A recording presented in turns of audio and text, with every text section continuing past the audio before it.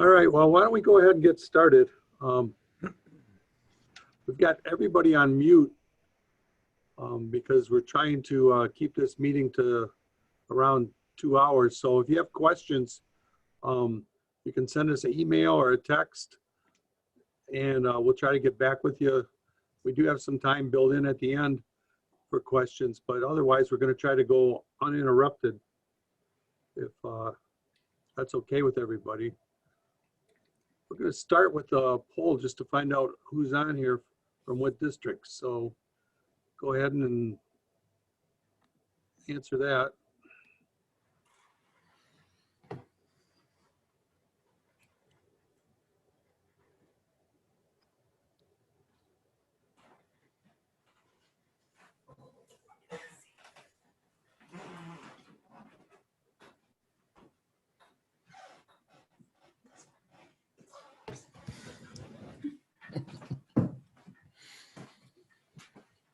Some people don't know what district you're in or they just don't want to vote.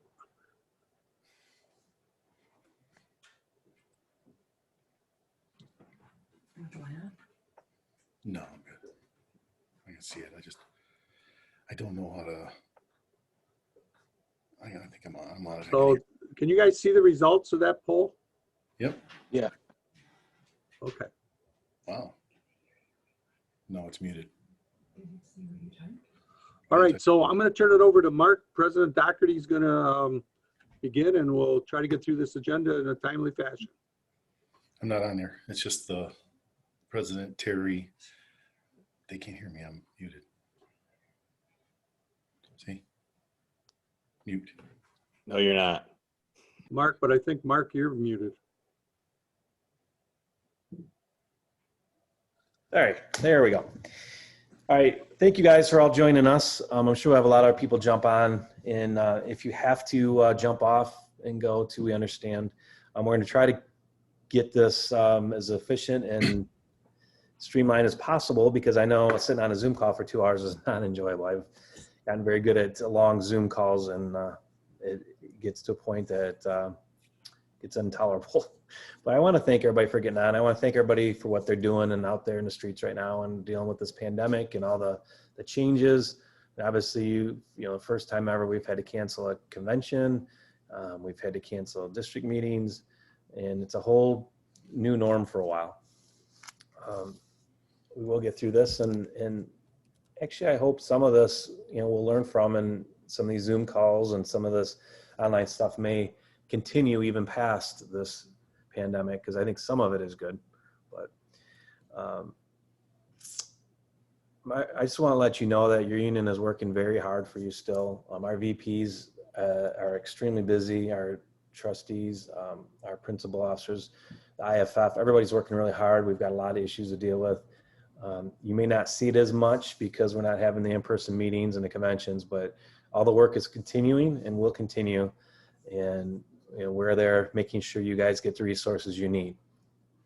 If you guys need anything, like we said, you've got to call and ask us. We've always emphasized that. If you have a problem, we have a resource for it. We'll find a way to get you help, and we'll find a way to get you what you need. So, but you got to call and you got to reach out to us. One of the tragedies with this pandemic is, the limitation on seeing people. And we had a great union leader pass away during this pandemic, and it's Danny Delgado. It's a shame that we can't honor him the way we need to, but rest assured we will. When the time's right, we will honor him. He was President Emeritus. He was a president back in the times when we were really fighting for the rights we got today, the rights we enjoy, our binding arbitration rights, our collective bargaining rights. He was able to get those, and he fought hard for us back in the day to get that. Great leader, died for this union, lived for this union, I should say, and then died being a diehard union member. So we will give him his honors, everything he's entitled when the time is right. But I just wanted to take a moment of silence for Danny so we can all remember him and his legacy. Great man.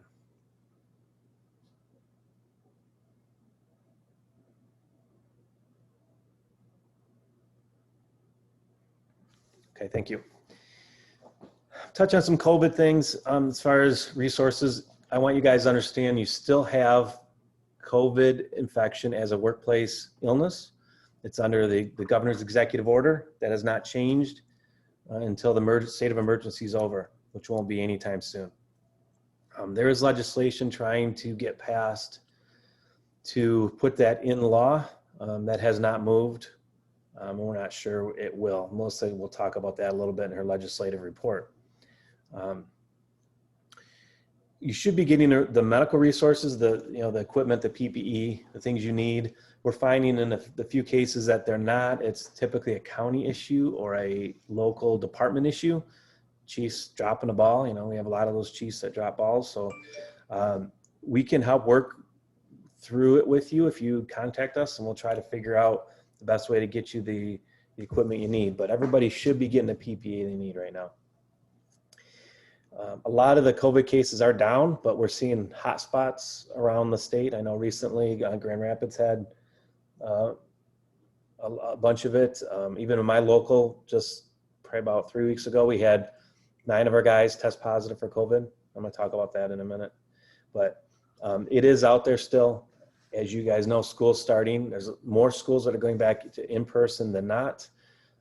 Colleges, I've already starting to see within a few weeks of colleges being back that they're having spikes of COVID in the campuses. So I envision this fall it will come back, and it'll come back with a vengeance. So we got to be ready and prepared to react to that.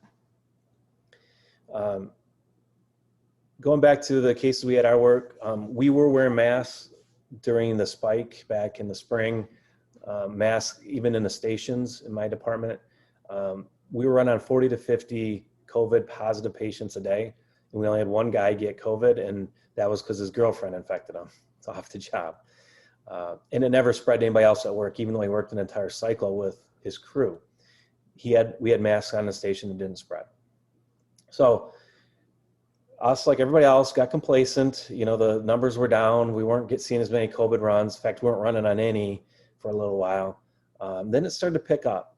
We started to see 1 or 2 a day, and this was within the last month. So our administration put out notices, make sure you wear your mask again in the stations, and our guys didn't. And the complacency was high, and they just didn't want to do it. Well, we got an infection that ran through, an outbreak that ran through one of our stations, and we had 9 positive COVID guys, and then probably about 12 that got quarantined. So we were short of manpower for a while. We were struggling to fill our shifts. But we stopped it. We took the guys that were symptomatic off, and we wore masks in the stations, and we're wearing them right now. And guess what? No one else got it. I don't know if that's any better of a testament to how masks work. And these are just surgical masks in the stations, but it does stop 97% of the spread.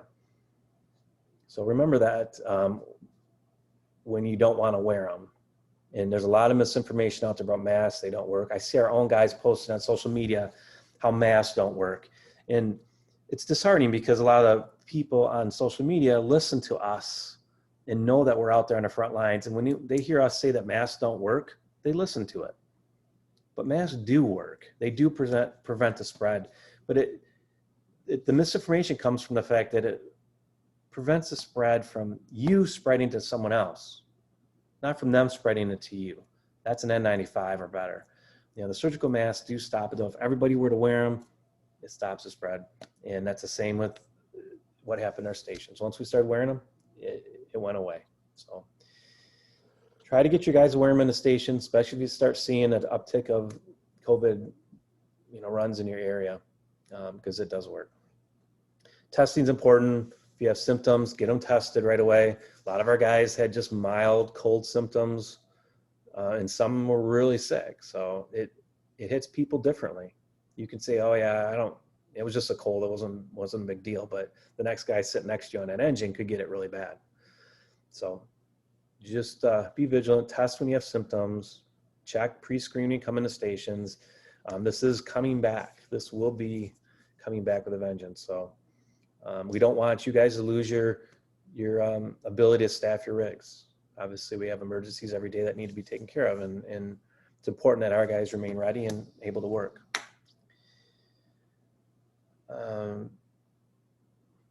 That's all I have on COVID right now. Move into real quick to revenue sharing. We were seeing huge cuts in revenue sharing because the budget projections were really bad. The budget projection was readjusted recently, in the last week.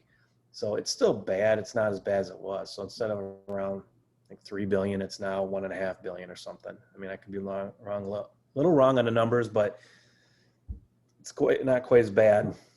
What we got saved, how we got saved this time around was federal stimulus package was able, I think they gave somewhere around $3.5 billion to the state of Michigan. That money was distributed to the states and the cities.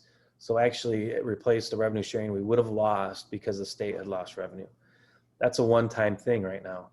We're hoping to get more money from the federal government, but right now all the stimulus packages are stuck and they're not moving at the federal level. So I imagine maybe after the election we'll see some movement, but beforehand it's not real likely. But we're going to keep fighting to make sure that revenue sharing is up there and making sure that they know it's a priority and we need it for our members.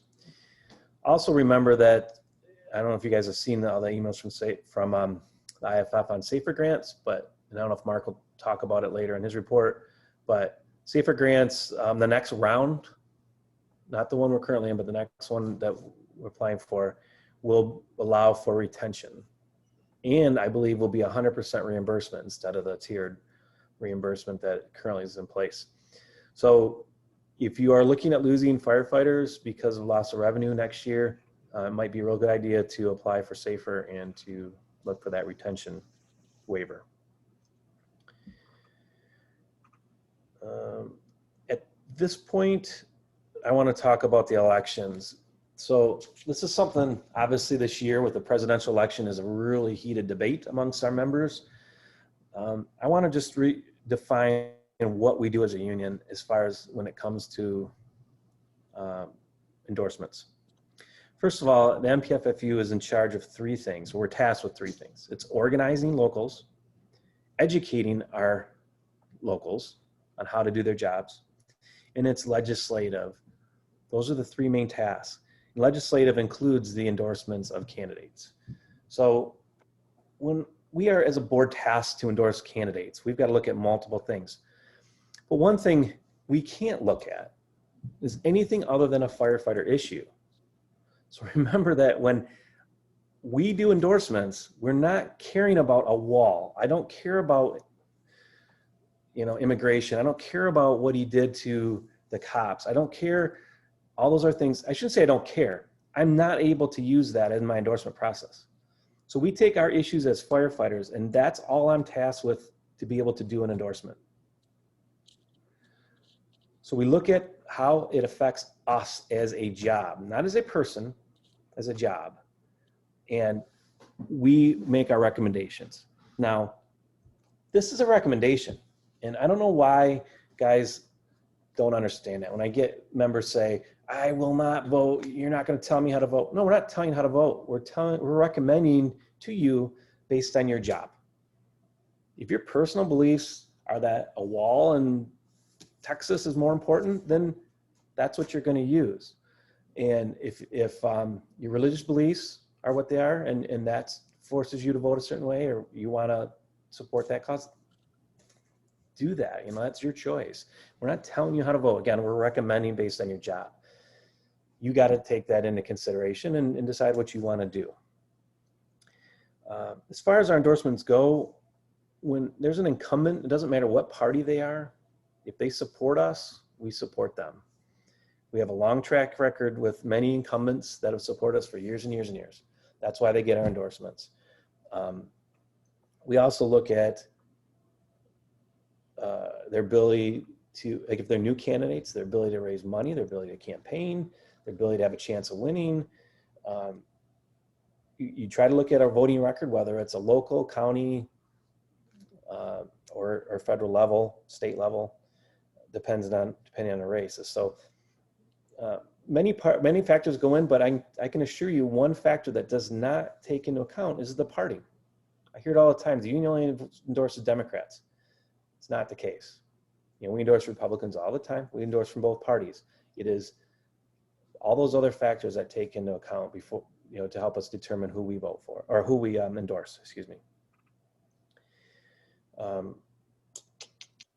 This election obviously is a difficult election, very emotional with a lot of people, very divisive.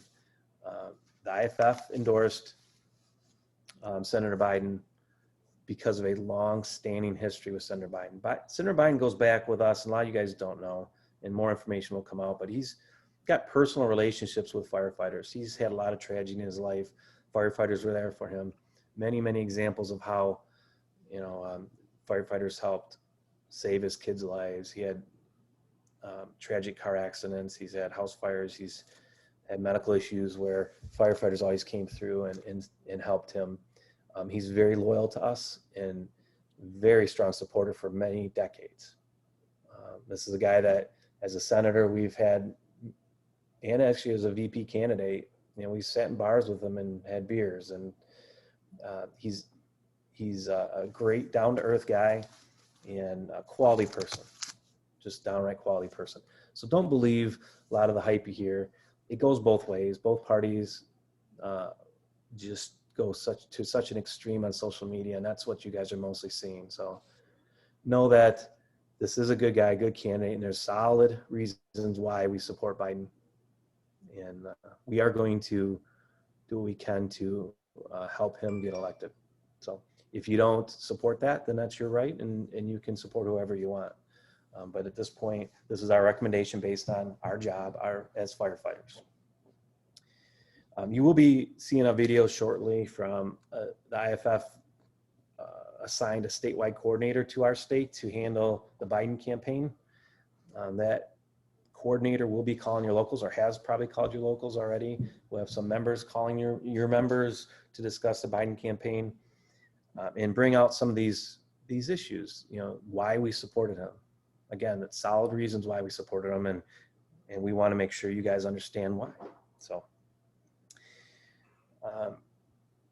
as of now, I think that's all I'm going to talk about. Melissa, I'm going to shift to Melissa so she can give a legislative report, and then I'll take any questions on any of the things we've talked about once she's done. Okay, Melissa, you can go ahead. Thanks, President Doherty, and hi to everybody. It's nice to see those faces that we can see today.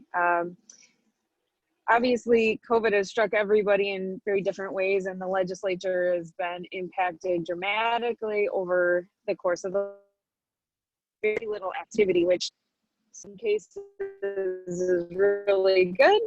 And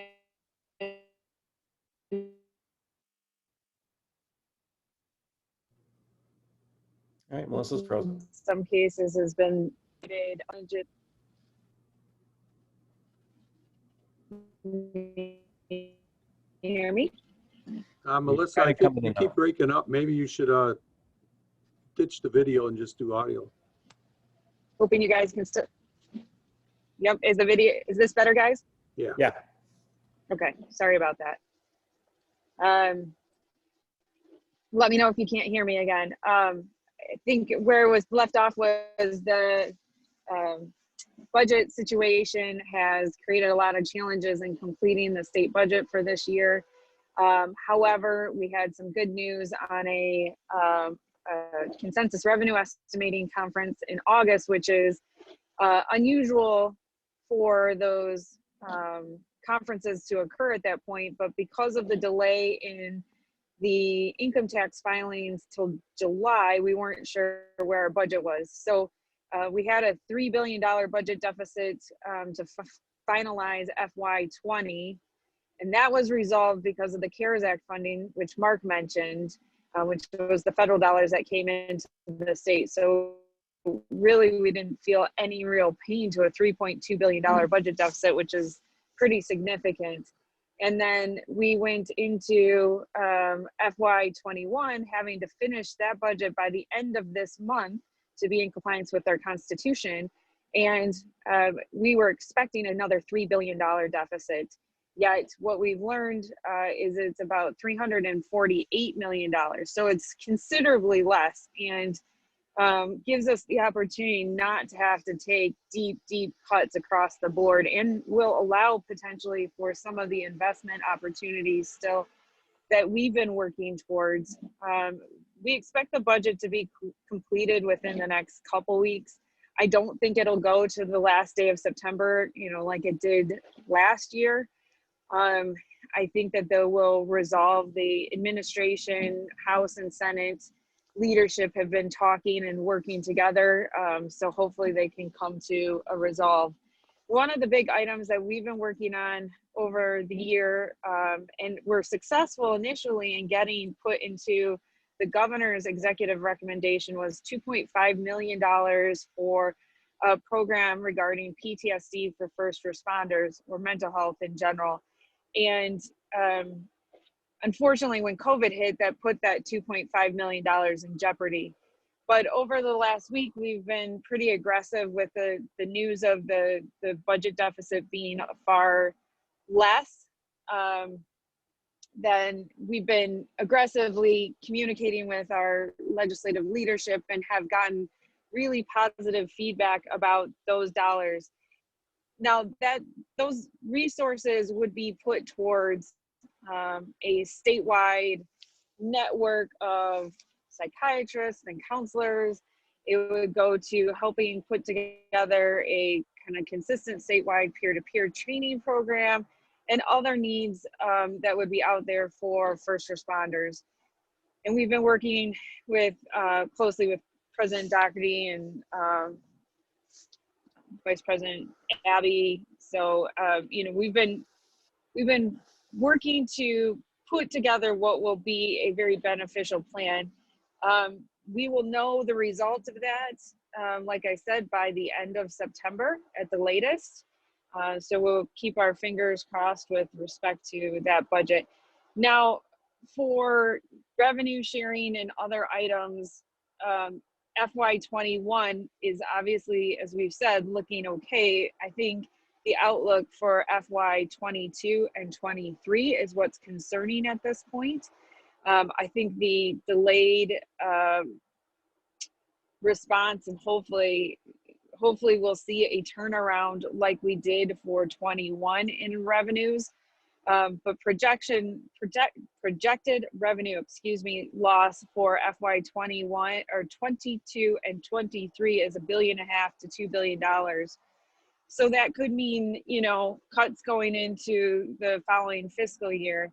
It also is difficult because when we complete the budget so late in September, the governor is required by law to have that executive budget recommendation out in March, which really is challenging as a result of what those revenues look like. We will have another revenue estimating conference in early part of next year, but I don't know that it'll give a great picture. And we aren't feeling that confident that we will see additional revenue from the federal government at this point.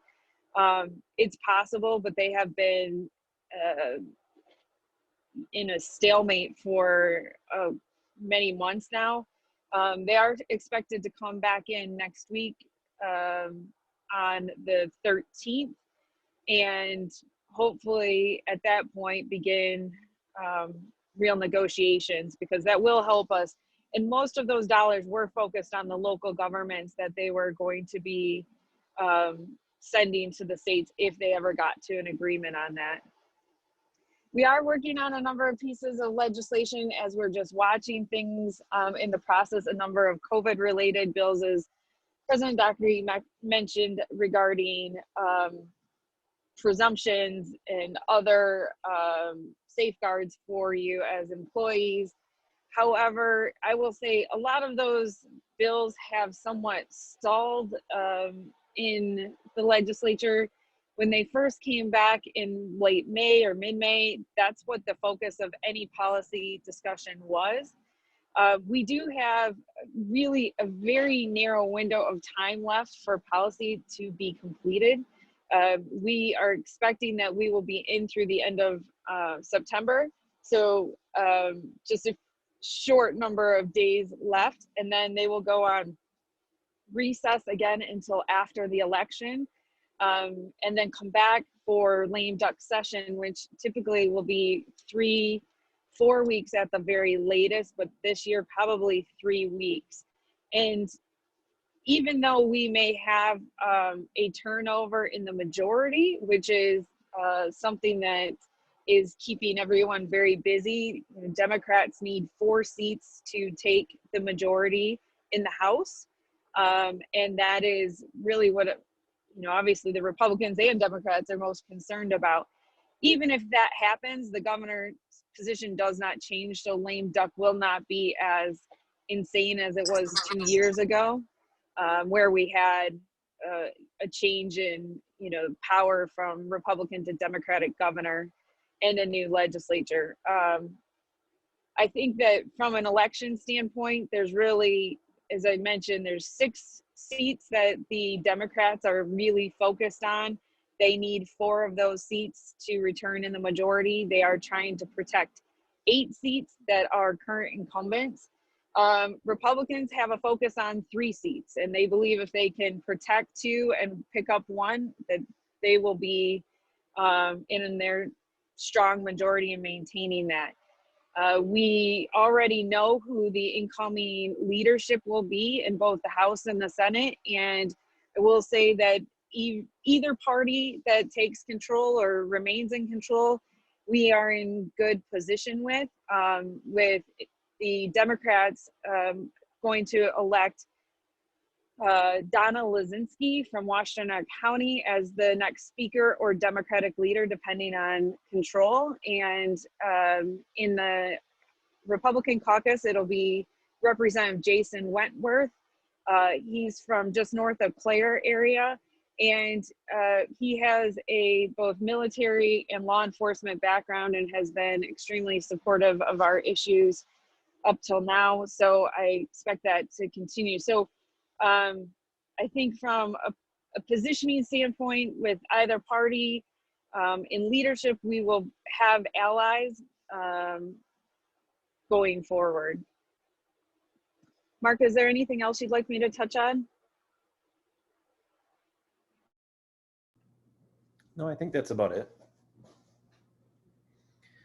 We will have some races, like she said, in the targeted races that we may reach out to you guys as locals to try to maybe do some social media promotions for those candidates. It's hard, the face-to-face, in-person, on-the-ground stuff is not happening. So it's changed how elections are being done also right now. But we'll let you guys know if we need help in those particular races. Okay, at this point, I think I'm just gonna open up to any questions. Does anybody have a question for me? I'll be on throughout the whole call, so you can ask me later too if it comes up.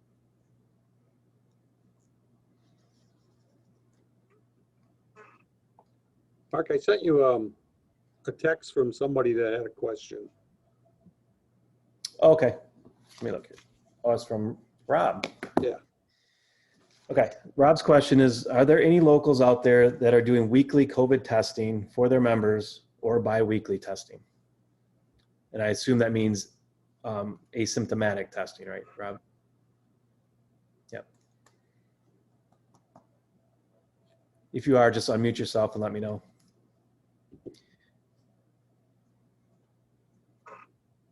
I currently have not heard of a local. I've heard a few locals talk about it. I've heard about a few chiefs that consider doing it.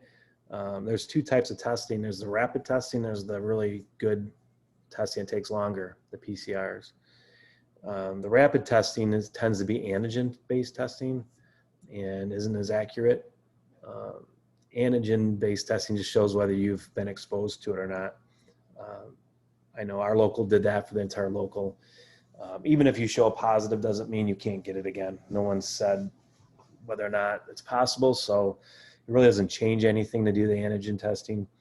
And as far as the actual COVID PCR testing, it takes 3 to 5 days and to get your results back. And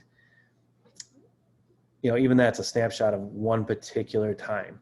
You could have easily later in that shift got infected. So what we're seeing when we have outbreaks, we have someone who's symptomatic. And remember, symptomatic can just mean a scratchy throat, a dry cough, sore throat, some congestion.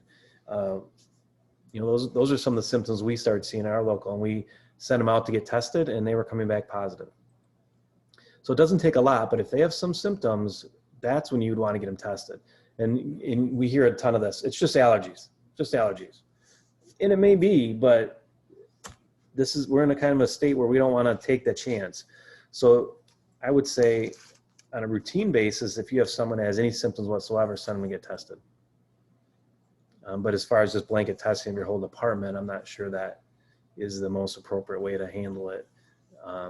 The tests are costly, and really the cost isn't the issue. It's just the fact that you don't get results anyways for 3 to 5 days. So the theory that you're going to test everybody at the beginning of their shift and they got to be negative to be able to come on shift just isn't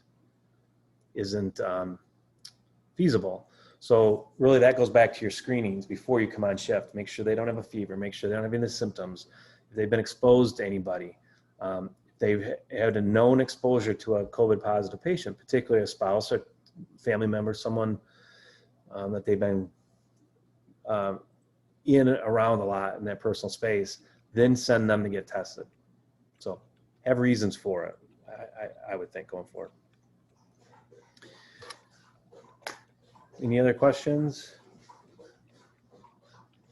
Okay, we'll take questions again later too, but next we have a video from John Roy, who is our state coordinator from the IFF for the Biden campaign. Are you ready to send or show that, Terry? Yep. Thanks.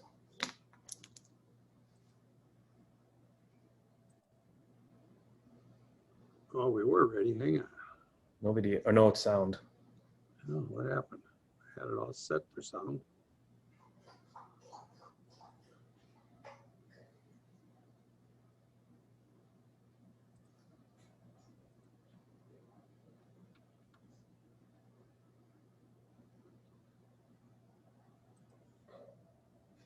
Everyone, my name's John Roy. I appreciate you allowing me to speak today. And today I'm going to be talking to you about a program that the IFF has implemented in your state with the upcoming election. Before I do that, I'll tell you a little bit about myself. I'm a firefighter in Colorado. I've been in the fire service for about 10 years. I was our political liaison and vice president for our local for about 4 years. I've taken the National Political Training Academy with the IFF, in which I use that information to run a collective bargaining campaign here locally, and we appealed to about 330,000 registered voters through multiple ways: door knocking, Facebook, online ads, you name it, we did it. After that experience, the IFF approached me and asked if I would be a state political training academy instructor, and I've since taught in Nevada and Alabama, and now I'm currently working on this program. So I'll tell you a little bit about the program that's going on right now. IFF and Andy Levine, the political team, got together and they said, we've been receiving feedback from members saying that they wish they were more informed about the endorsement decisions that were made in the upcoming election. How can we best appeal to our members? And what was ultimately decided was that we need to have real conversations with our members. We need to have firefighters speaking to firefighters about why certain endorsements were made. And that was really the impetus behind this program. So with that in mind, we have a 3-phase program that's currently underway. Our first phase is an opportunity for a firefighter to reach out to another firefighter and simply have an informational discussion as to why somebody was endorsed by the IFF. As most of you know, the IFF has a very linear focus for their endorsements, and it's really, does the person support labor and do they support firefighters? So this is an opportunity for a firefighter to have a discussion and say, these are some of the bills that somebody sponsored, some of the initiatives, and this is why they were endorsed. That's phase 1 of our program. Phase 2 of our program is to call members and inform them how to vote. With COVID, some of the things that surround it, there's some new rules, particularly with absentee ballots. So we'll be giving you information about absentee ballot voting, how you go about doing that, and then ultimately your polling location if you choose to do so. And then our last phase of the campaign, which will take place in the last month or so, is simply just calling people and reminding them to return their ballots, a get out the vote campaign. So you might be wondering, am I going to receive a phone call? Our approach is a very targeted approach. We've identified about 3,500 members in the state that we're going to be calling. And the idea is that we're operating from a do no harm concept, meaning that we're not trying to agitate members who might wholeheartedly disagree with an endorsement decision that the IFF has made. And we're also not trying to tell you how to vote. We 100% respect your right to make your own decision, to vote your conscience. We're simply just trying to give you more information from a labor perspective. So the 3,500 people that we've identified, we believe are either people who would have a favorable opinion of the endorsement from the IFF or would at least be open to the discussion. We have 3 member coordinators right now who are making phone calls. They've made about 480 phone calls already. They're firefighters from the state of Michigan. They're involved with the state association, and they're involved politically in the state as well.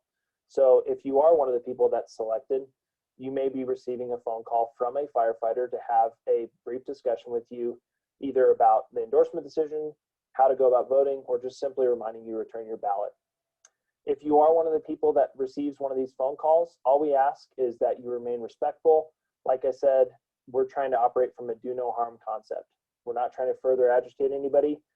And with that in mind, we would like your feedback too. So this is an opportunity for us to have real discussions with members. So if you have any feedback you'd like to relay to the IFF, this is a good opportunity to do so.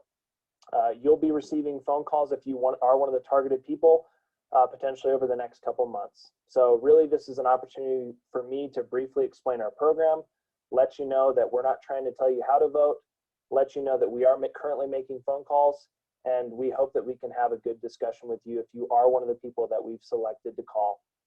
If anybody has any questions for me, please feel free to give me a call at 719-439-3066. Thank you, and we look forward to talking with you. So the coordinators that are calling from Michigan, President Doherty appointed 6th District Vice President Matt Saar, 3rd District Vice President Eileen Pettinger, and Mickey, who is our Eastern trustee. They're the 3 people in Michigan that are working with John to make the calls to our members.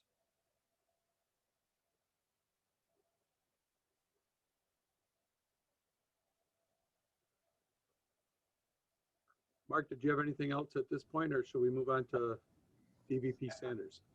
Yeah, I'm all set for right now. We can go and introduce our District Vice President for the IFF, Mark Sanders. Good morning, everybody. Boy, I wish this stuff was over so we could get together. I really miss interacting with everybody, but I just want to say good morning. Happy post-Labor Day.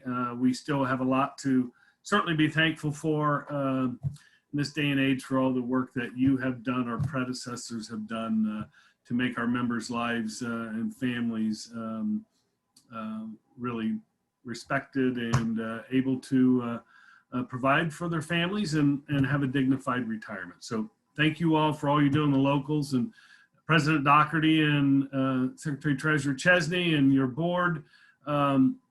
I've said it once, I can't say it too many times, that we could not get our programs done here at the IAFF without your help, your involvement, and everybody on the meeting here that's local president. Rest assured that your leadership and your vice presidents and the MPFFU are working every day on your behalf to ensure that services and helping you through the issues that you take up every day get done. So again, thank you to all. Thank you to Monty Nye, who's become our 8th District EMS committee member. And thanks to Sean Abbey, who was just appointed District Field Service Rep. Thank you, Sean. District Field Service Rep is just really, they're all your vice presidents are service reps.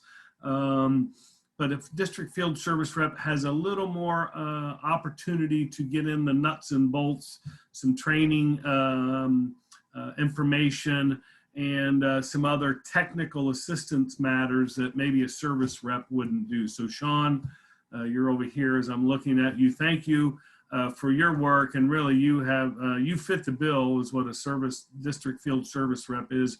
Very well-rounded, can do the education and can do the technical service. So thank you very much. I'll just piggyback on a couple of issues. Well, let me get to some facts first. One, I like to run this down because the 8th District, I think, is the greatest district. We have the greatest state associations.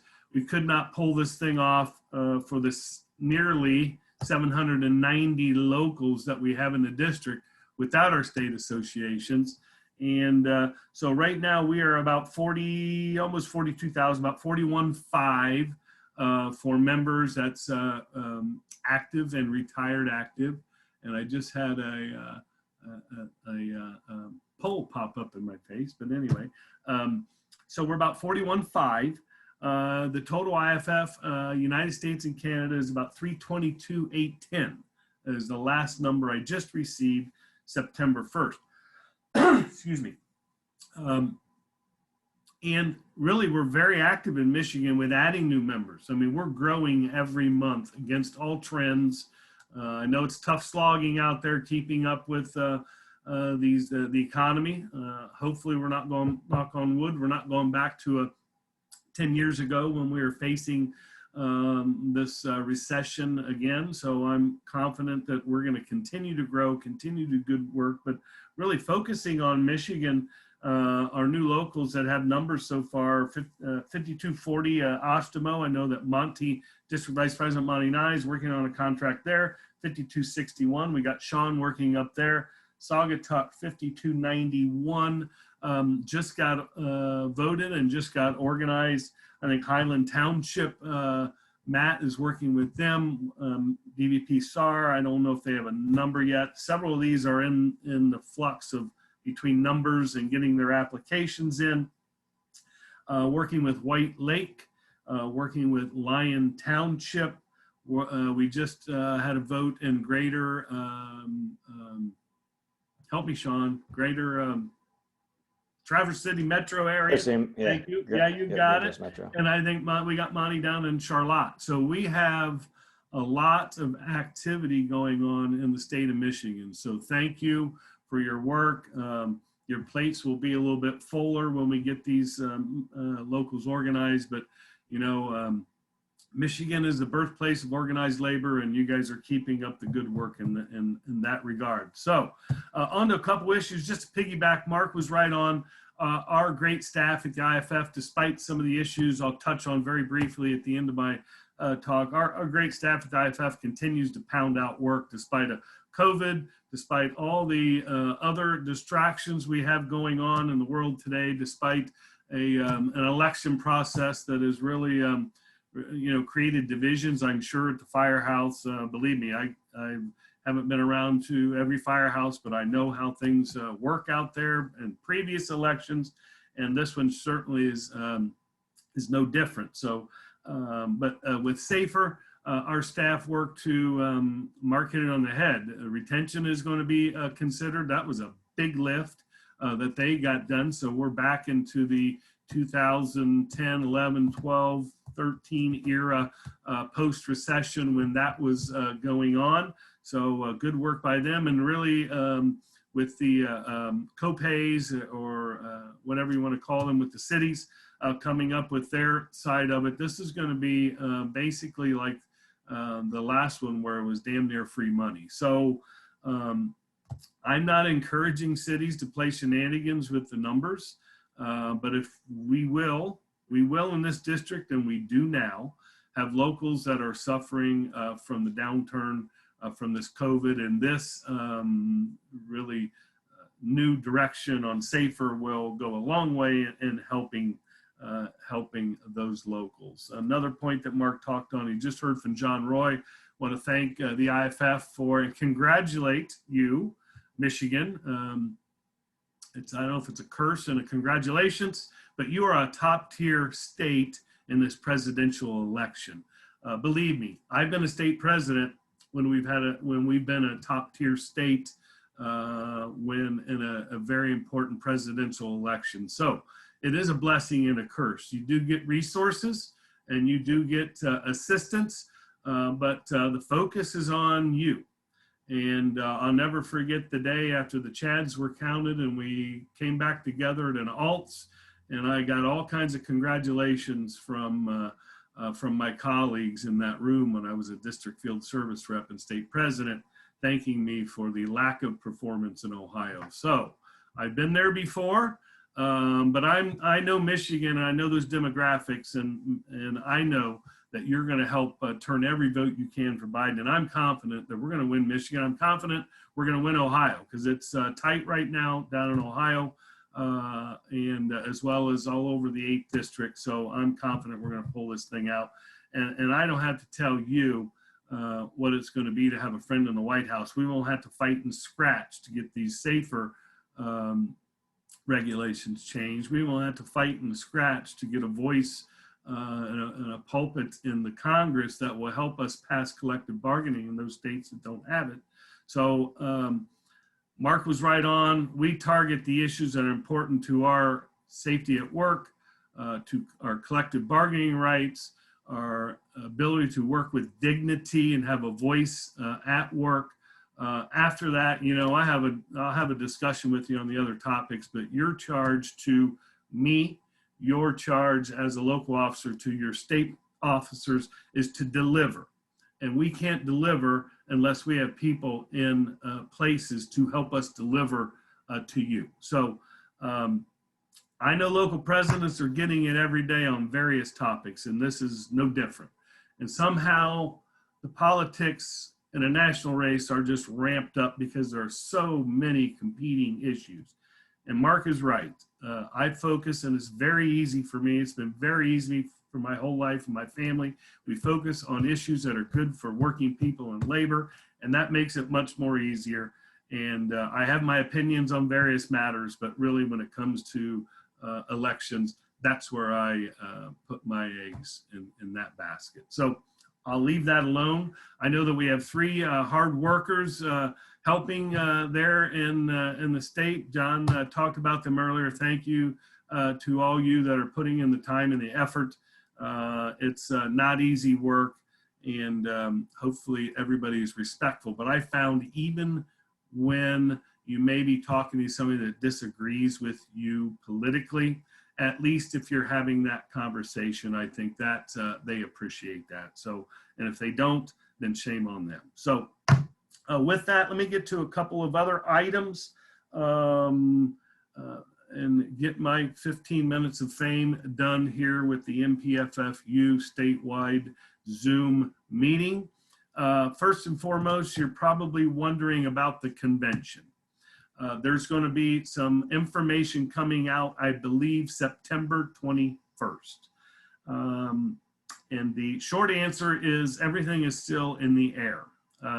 As you know, there are local restrictions now with gatherings. So we are monitoring those in Vegas. Obviously, we have some issues with travel related to Canada. So we have 4 possibilities that are going to happen.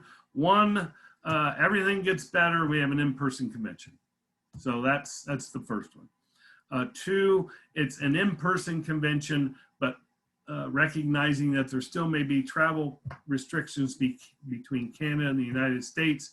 So a site in Vancouver and a site at Caesars in Vegas.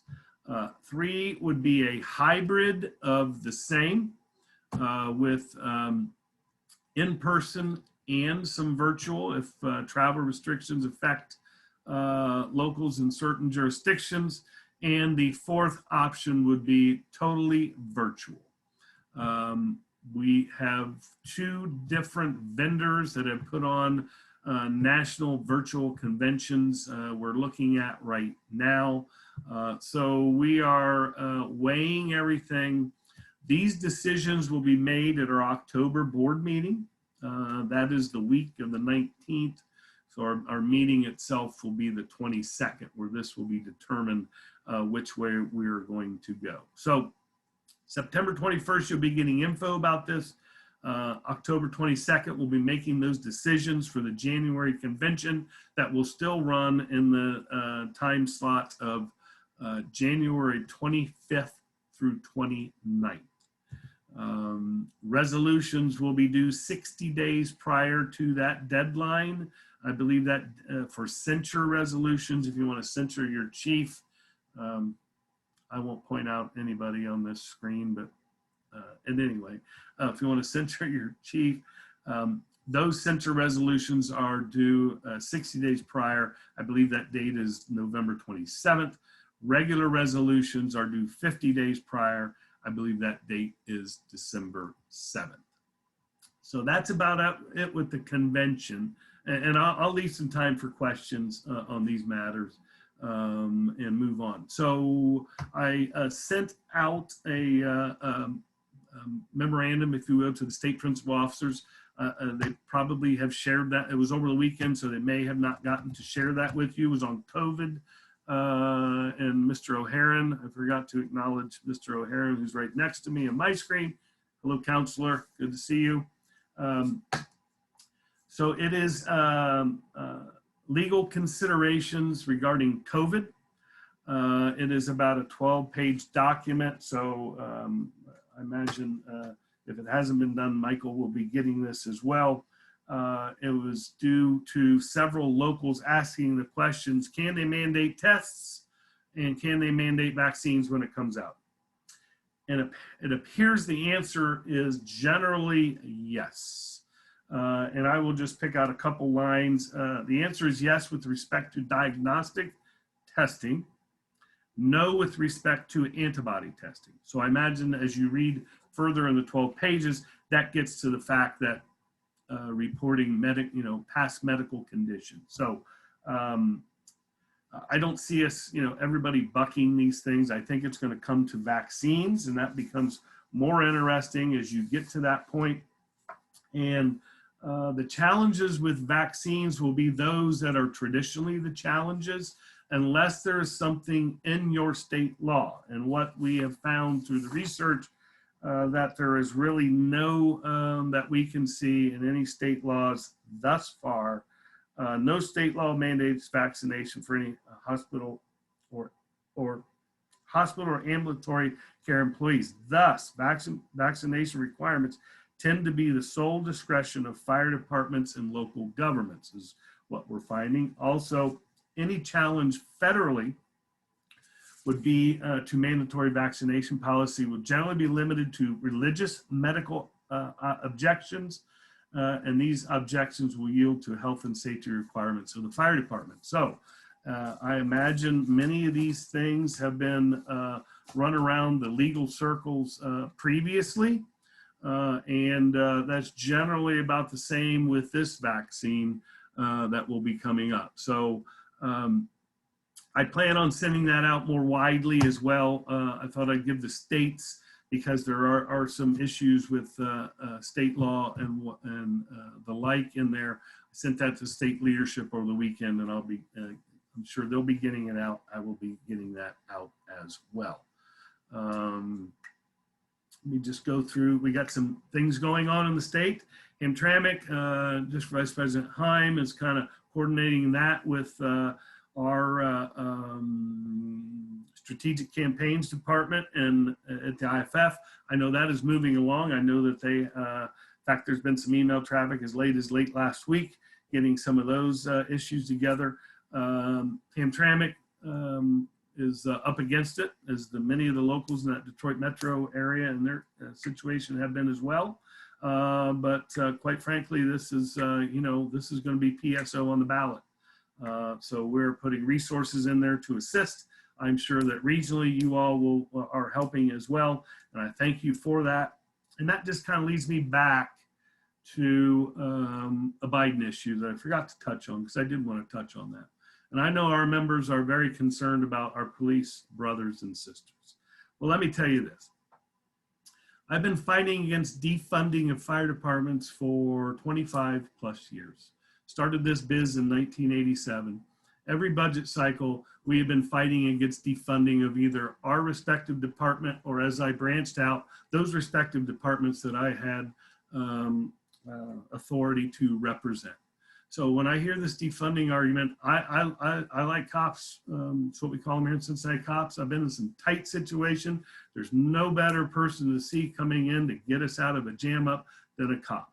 But when it comes to this red herring, if you ask me, about how our members can suddenly, find this as a political issue that we're going to be defunding the cops, have them give me a call, because I've been fighting against defunding you all for a long time, as many of your vice president have as well.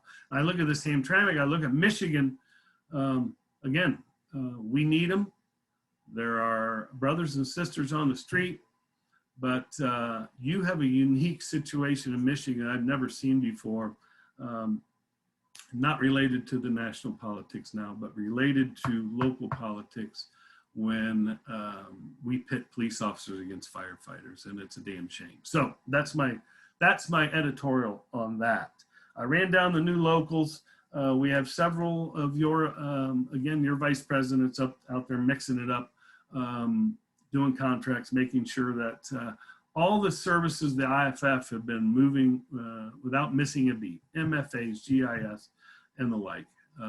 Chris Lake is over there now, one of yours, working on EMS integrations. In fact, we're working on a new program. I shouldn't really talk about it in case it doesn't happen, but I've been trying to push for a GIS Lite. As you know, that GIS are many times take several months.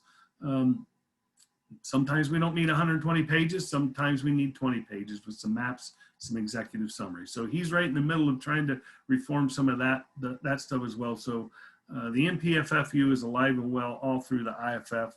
Again, thank you for all your service.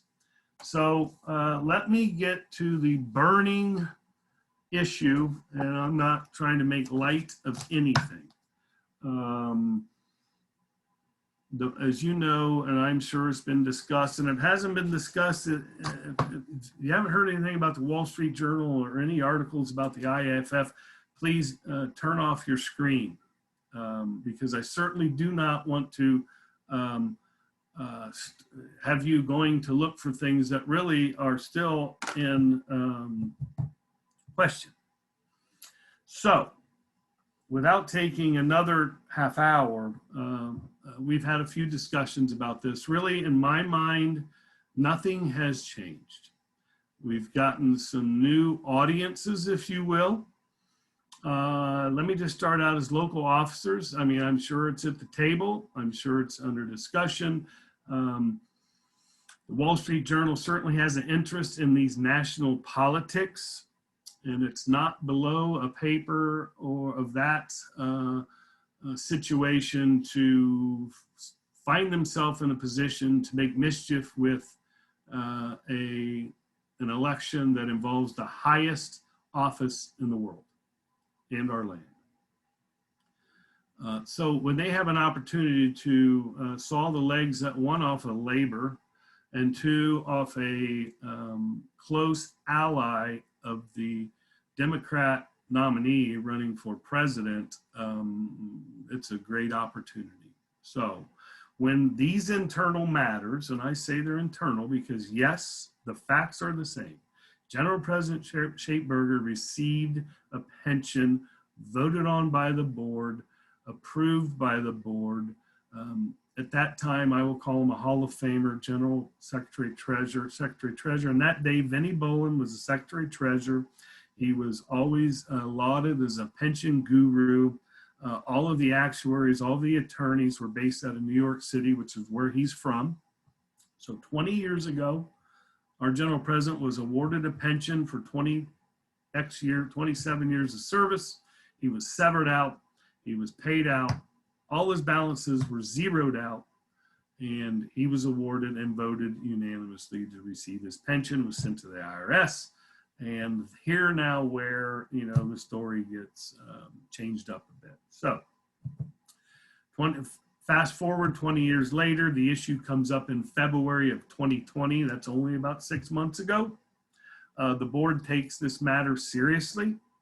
We put in motion, I wouldn't call it an investigation, but certainly a look back. We hired counsel, several of them, no offense to Mr. O'Haron, but I've now learned that we've got about 5 new attorneys involved with this from different firms on different matters. And the hourly rates range from $685 to $985, 600 something to $985. So that's what we have spared no expense to ensure that we get to the heart of the matter. So I don't have to tell you, there's a blogger out there that has very personal disdain for our general president. He's filed federal complaints, hence since, I guess, this came out of the February board meeting. I don't know if it's because of political nature. I don't know if certainly look good on paper that wrongdoing happened. Again, I still say no wrongdoing's been proven. It was voted on by the IFF board. If the IFF did something wrong, it was in full transparent daylight, and we'll find that out and we'll correct it. But at any rate, so the Department of Labor has issued subpoenas for the IFF as a witness. They've issued subpoenas to our actuary and our previous attorneys from back to 2000. We are fully cooperating with the Assistant U.S. Attorney. We are in the midst of turning over everything that really was turned over to our Ethical Practices Committee internally with separate legal counsel.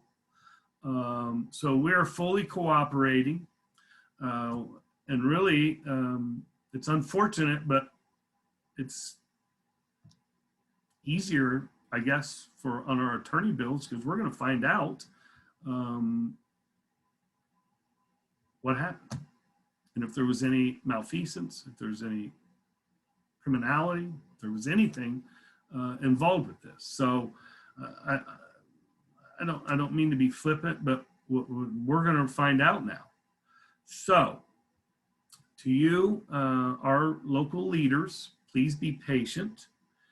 Please understand that we are fully cooperating. Please understand that we take this seriously. Please understand that the IFF is still working every day, our staff, to ensure that you are getting what you need to take care of your members. I've probably spoken more than I should, because the subpoenas state that they can't compel anyone by law to not discuss them. But certainly our business is built on communication. And if I get on here and say no comment, then, I think that makes it worse. So put yourself in my position or your position as a local officer when allegations are made about the union or a member. Certainly your due diligence, your investigation, your duty of fair representation is to ensure that you get to the bottom of it, that you find out the facts, and that you take actions in accordance with those facts. And that is what we are doing. Now, it looks, it's good, it's good gossip, it's good discussion. It really has started more questions for me on what we're going to do. Well, I can tell you what we're going to do. We're going to follow the Constitution of this IAFF. And if there's action that needs to be taken within that Constitution, if there's findings that we need to deal with subsequent to either our internal investigation, which hopefully by the October board meeting, this may have slowed some portions of it down. But if you recall that I reported on one of these meetings, we constituted an independent committee made up of 5 vice presidents with independent counsel that we've just put another $200,000 into to hopefully get completed by October, to get to some of these questions that everybody are asking, including myself. And we're going to continue to do that. So I hope to have at least that report that I can share, either portions, preliminary, all of it, with the district. But as I've said, as I get the facts and can report them to you, I will do so. When we have findings, again, this board is not afraid to take action or make policy changes or fulfill our constitutional duties. I was just looking today at some notes. You got a new board that was full of energy, and really we were digging in prior to February of 2020 to fix many things that we saw needed fixing. And I had a list here that I had it here before me. Oh, here it is. let's see, 1, 2, 3, 4, 5, 6, 7. About 15 items really since late last year or the first of the year that we made policy changes on to make this more efficient and a better operation in the IFF. So with that said, rest assured, I work for you. I work for this IAFF to ensure that we do what we need to do to, one, ensure that your money is being spent wisely, and to ensure that we are following whatever laws, rules, constitution, and bylaws that we need to follow. And I'm going to continue to do so until you tell me not to do this anymore. You have full control of all aspects of this IFF, and it comes one way or another, virtually or in person at this convention coming up in January. So hopefully we have more information for you that you can go through and have an opinion on and make some decisions if need be at this IFF convention. So I'll leave it at that. Again, I've went over my time, I'm sure. I got a little ahead of time, so I ate up some of the extra time.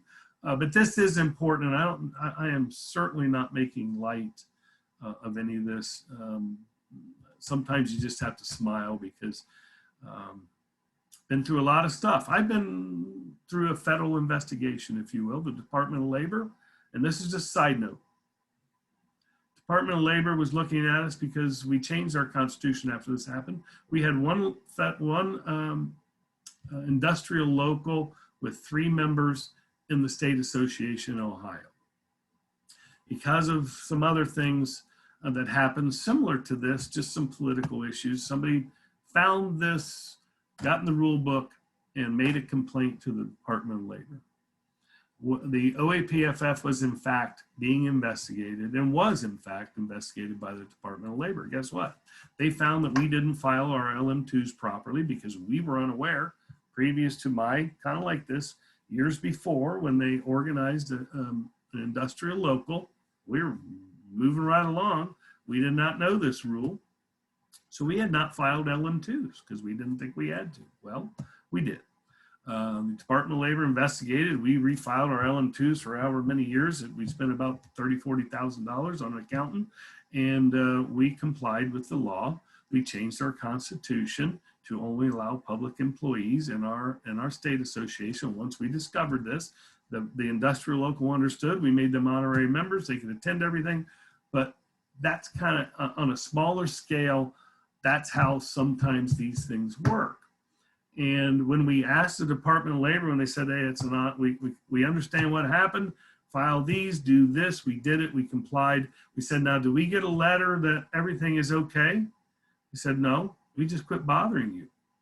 So they quit bothering us, and we complied with everything that came out of it. So that is a little anecdote that maybe I shouldn't have added on top of this serious matter, but I've been through a lot. I've never been through anything like this. So it's kind of a new playbook for me on how to handle it. And you know what? I'm going to keep handling it like I've handled everything else. And that's to give you the facts as I know them, let you, we can certainly discuss them. And then eventually at the end of the day, through our Constitution, you have total control on how this is run, who runs it, and all those matters. So I'll shut up.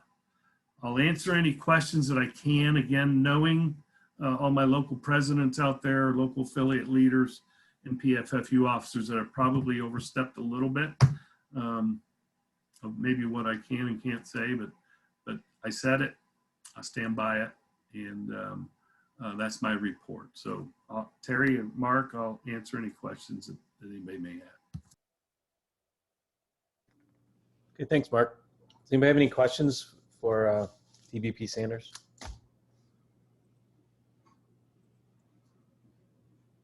We're going to do this real quick poll, Mark, while you're still on, just to see what people think right at the moment. Yeah, that's good. That's good. Let me just say on this, there will be a registration. Whatever it is, Man, I don't know the cost depending on, Terry and I didn't even think about that. You know, the typical registration's $495, $500, something like that. I can't imagine it being that if it's virtual. But the registration I'm talking about to vote, if we end up voting by mail, such as you guys did, in order to vote, you will have to have participated, at least how I'm understanding it now. This could all change. As I understand it, you would have to participate in the registration of the convention to get a mail ballot. So I voted, so Terry. Full disclosure, I did vote. You didn't vote. I don't think I would participate either way, did you? No, I didn't.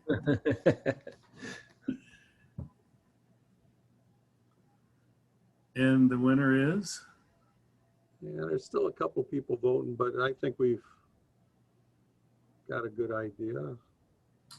Everybody I've talked to, just kind of in passing, are fully willing to go to Vegas if everything is kind of okay.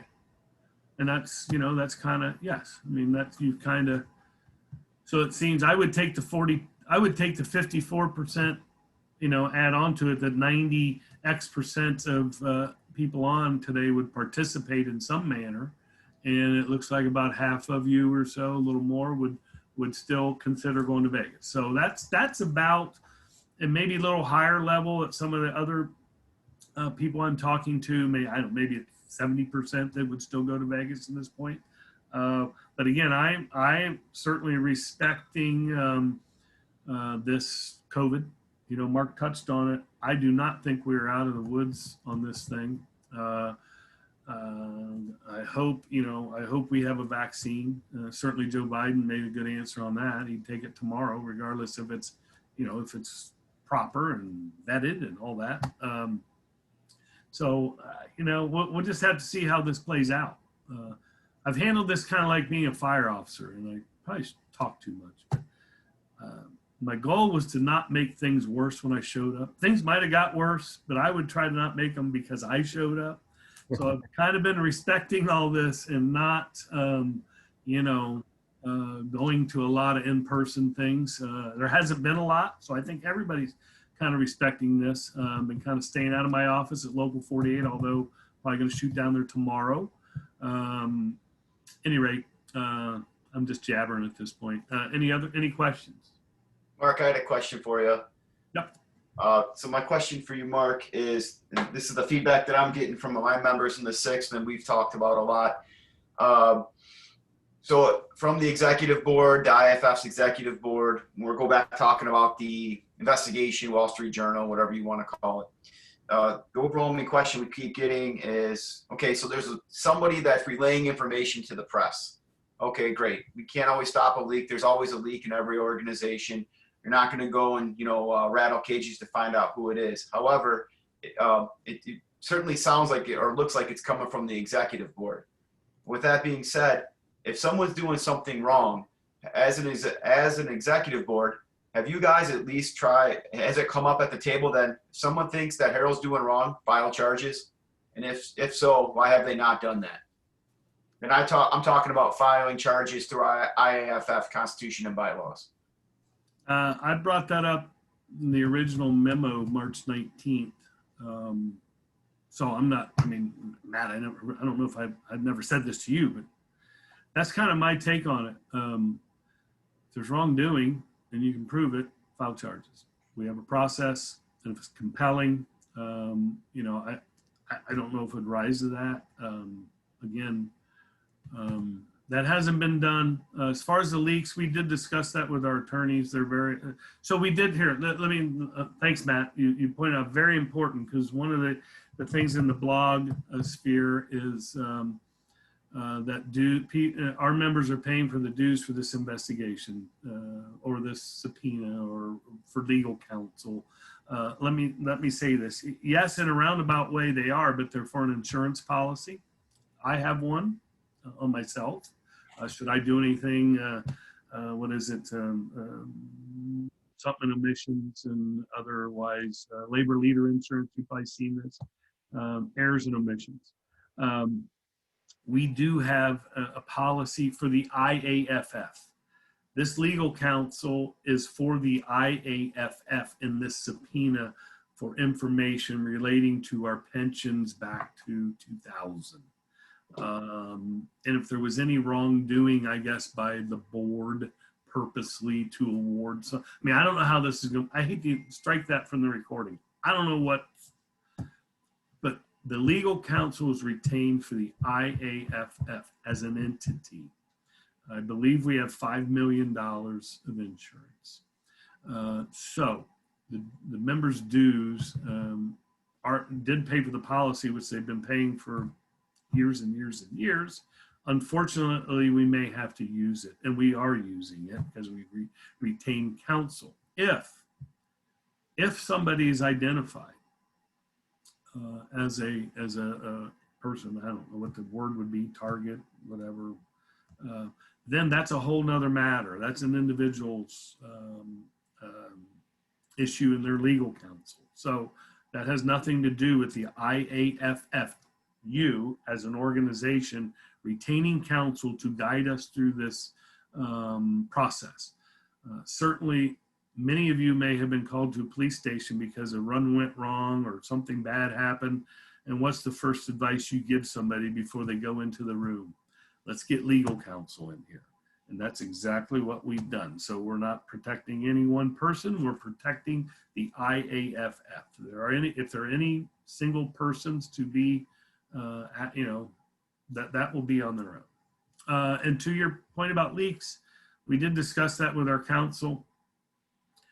It's very disheartening because number one, our fiduciary responsibility is to utilize your funds properly. So if we hire legal counsel and they tell us to clam up, for lack of a better term, let's just everybody work right here in executive session with our legal counsel when it gets out. One, that's a disservice to you. It's a disservice to our legal counsel, and a disservice to spend dollars to be like planning for negotiations and somebody goes to the city and it's not at that level. We're not negotiating with anybody. We're just trying to get information and trying to decide or we're taking legal advice on how to comply with this subpoena. So to leak things out for a sensational news story, I think is very unfortunate and telling and on whoever's doing it. I don't know if it's a board member or, high staff, but I just hate to even think about it. It's just very frustrating. That's all. Sorry, Matt. Long answer, but you brought a couple points that I had to get out. How's Jeremy Savickas doing? Jeremy, how you doing this morning? You look like Rob Scott.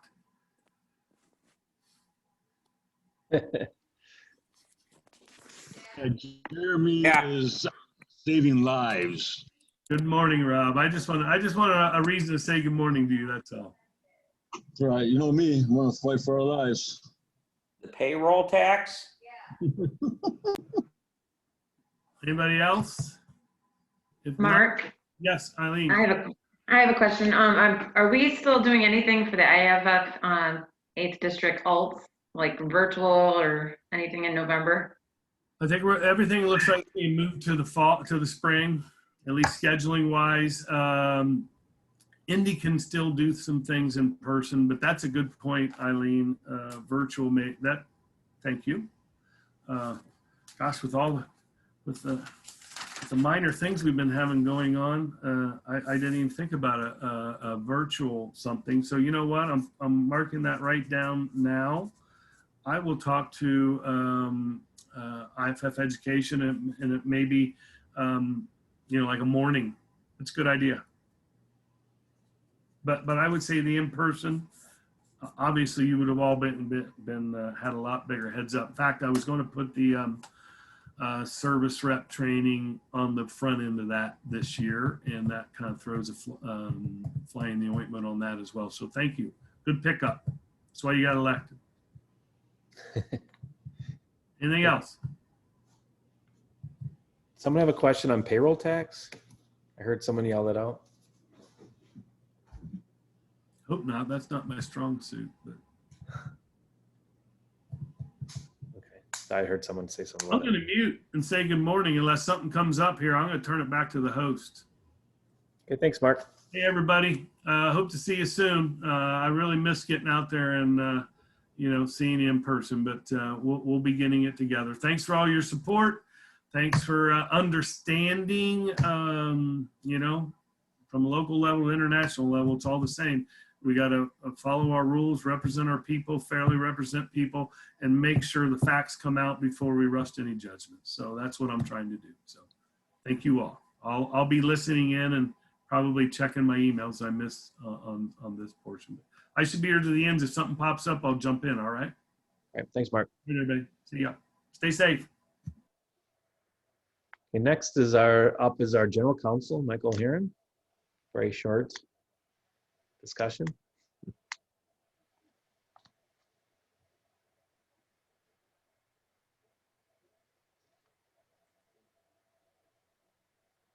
Thanks, Mark. And, I know I say this to you guys all the time, but I really am going to make it short this time. First, I'd like to say I think it's great that we're able to get together like this. MPFFU for putting it together. I think you did a great job as usual, but I do have to say these are the worst I've ever had at a district meeting ever. Okay. And I wouldn't be much of a lawyer if before I got into the content of my talk, I didn't engage in some self-promotion by saying, Brother Sanders, please let the executive board know that I'm available to serve them at the bargain basement rate of $400 an hour, okay? Anytime. So to get into some of the other topics that were raised here regarding COVID-19, I do want to just start off with a brief recap of where we stand right now. President Doherty did talk about how the presumption, the workers' comp presumption, is still in effect as put forth by the governor. However, there was a mild change early on in the process. When the presumption originally came out, it was an immediate presumption. And it was a presumption that covered anyone who had COVID-19 or thought they had COVID-19. Any lost time was presumed to be the result of a job-related illness. Right now, as it stands, you do need to have a positive test or a doctor's diagnosis in order for the presumption to kick in. And, I did plan on talking about the IAFF General Counsel memo really in tangential terms. District VP Sanders brought up that memo. It did come out last year, and most of the discussion in that memo, as Mark indicated, federal law and whether or not an employer can mandate testing and vaccination. And, half or more of the locals in the international are either in non-collective bargaining states or at least right to work states like we are. So it's natural for the focus to be on what causes of action are available for individuals that are based mostly in the Constitution and federal statutes to defend against employer action. Even though we're right to work in this state, I just want to remind you that we do have a collective bargaining law here. You do have bargaining rights under the Public Employment Relations Act. So in any of these situations, and it doesn't even have to get to testing and vaccination, some of the situations we've been in all along are mandatory subjects of bargaining. This state, the MERC in this state has long ago determined that physical examinations are mandatory subjects of bargaining. So I've heard lots of people talk about the difference between being sent home and staying home, right? If someone feels that they were exposed or that they may have symptoms, if they show up for work,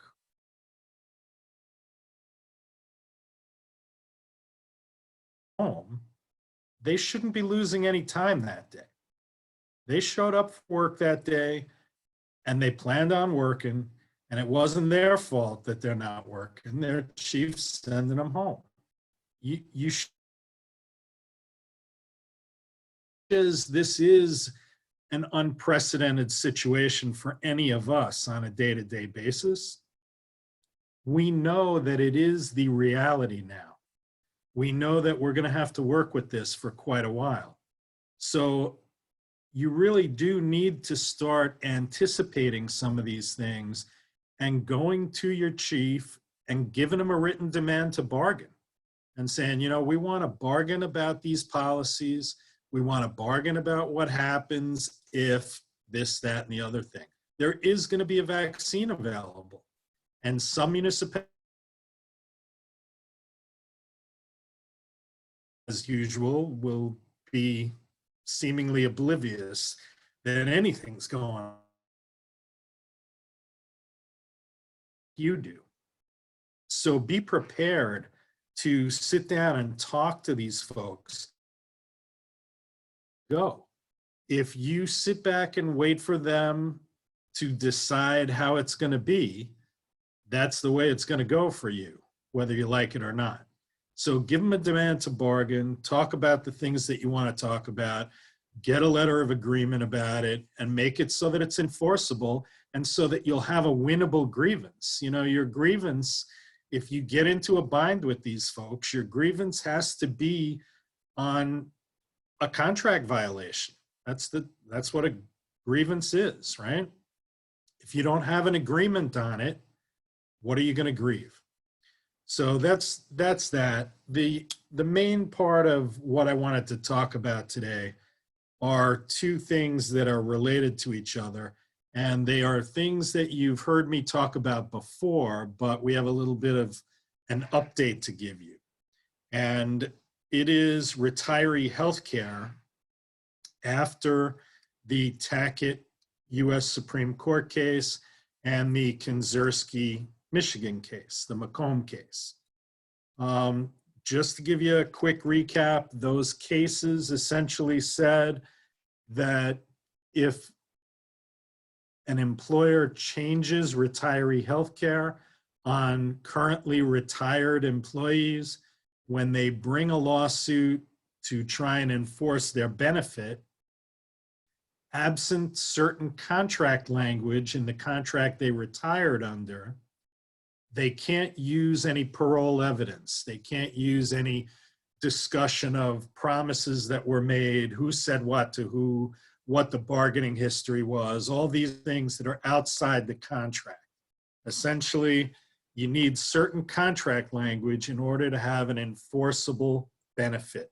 And that contract language includes a recitation of the fact that the benefit lasts for the retired member's lifetime or some other specific duration, specific language that indicates that the promise for retiree health care is intended to extend beyond the expiration date of the collective bargaining agreement, that the benefit that's being promised is a vested benefit that is fixed and unalterable in future collective bargaining agreements. So with that in mind, I just wanted to make you aware of the fact that there are locals out there right now that are seeking what I have called the magic words, you know, the language that I just talked about that the Supreme Court decided we have to have now. I call them the magic words. It's just a shorthand way that I refer to them. We are in Act 312 arbitration right now with two locals that I know of seeking the magic words. Hamtramck just finished a 9-day Act 312 arbitration trial. And that's a long time. Any one of you who's ever sat through an Act 312 arbitration, 9 days of Act 312 arbitration is a lengthy trial. And Wayne is about to go into hearing in about a month and a half. And both of these locals have very good evidence about the promise that was made to them. In Hamtramck, we had people come in and talk about how in the 90s, people from the city came to their house to interview them for the job and promised them, you know, you'll always have an income, you'll always have retiree health care, your family will be taken care of for life. This is a secure job. This is security for you and your family for the rest of your lives. And that kind of testimony, as in most cases, couldn't be refuted because none of the people are there anymore. None of the people who made those promises are still there. All we have is this parole evidence that you could never bring into a lawsuit since Tackett was decided. So an Act 312 arbitrator, if you can't get your employer to give you the magic words voluntarily at the bargaining table, an Act 312 arbitration is really the only way you can force your employer to live up to the promises they made. So we do have these two locals, as I said, that are moving forward with that. And what I would encourage you to do is to, if you're going into bargaining and you still have traditional retiree health insurance for any of your bargaining unit, talk to your attorney about exactly what language you need to have in your contract. Make sure you put it on your first proposal, you put it on the bargaining table, and talk to your attorney about whether you have sufficient evidence to move a case like that forward. If you are already doing that, I would appreciate it if you would let your district VP know about it, and because I would like to keep track of these cases and monitor their progress. You know, together, and you know, I have been working on this for a long time, but so have all the other people out there that do what I do for a living. And I don't imagine that I've thought of everything. So if your attorney's thought of something I haven't, I certainly want to hear about it, and I want to share it with all of our locals so that we all have absolutely the best possibility of getting the benefits that you all deserve and have bargained for decades now. And finally, on this issue, you know, most employers are not that interested in giving you the magic words at the bargaining table. And Act 312 arbitration is cost prohibitive for many locals. So if you can't get it from your employer and you can't get it in arbitration, what are you supposed to do about it? And those of you who've been to all the district meetings heard me talk about how when these cases were decided, there are labor attorneys out there representing unions who believe that the only enforceable retiree healthcare benefit we can get anymore is a retiree health savings account. And many of our locals, when the cops took the retiree health savings account instead of traditional retiree health care, many of our locals were kind of forced into that. I have yet to see a local with a retiree health savings account for its members who felt that they had a benefit that was sufficient to buy very much retiree health care when they retire.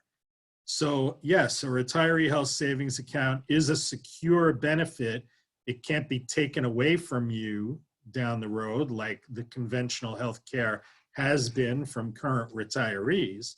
However, whether it's sufficient to buy health care to get you even to Medicare age is highly questionable.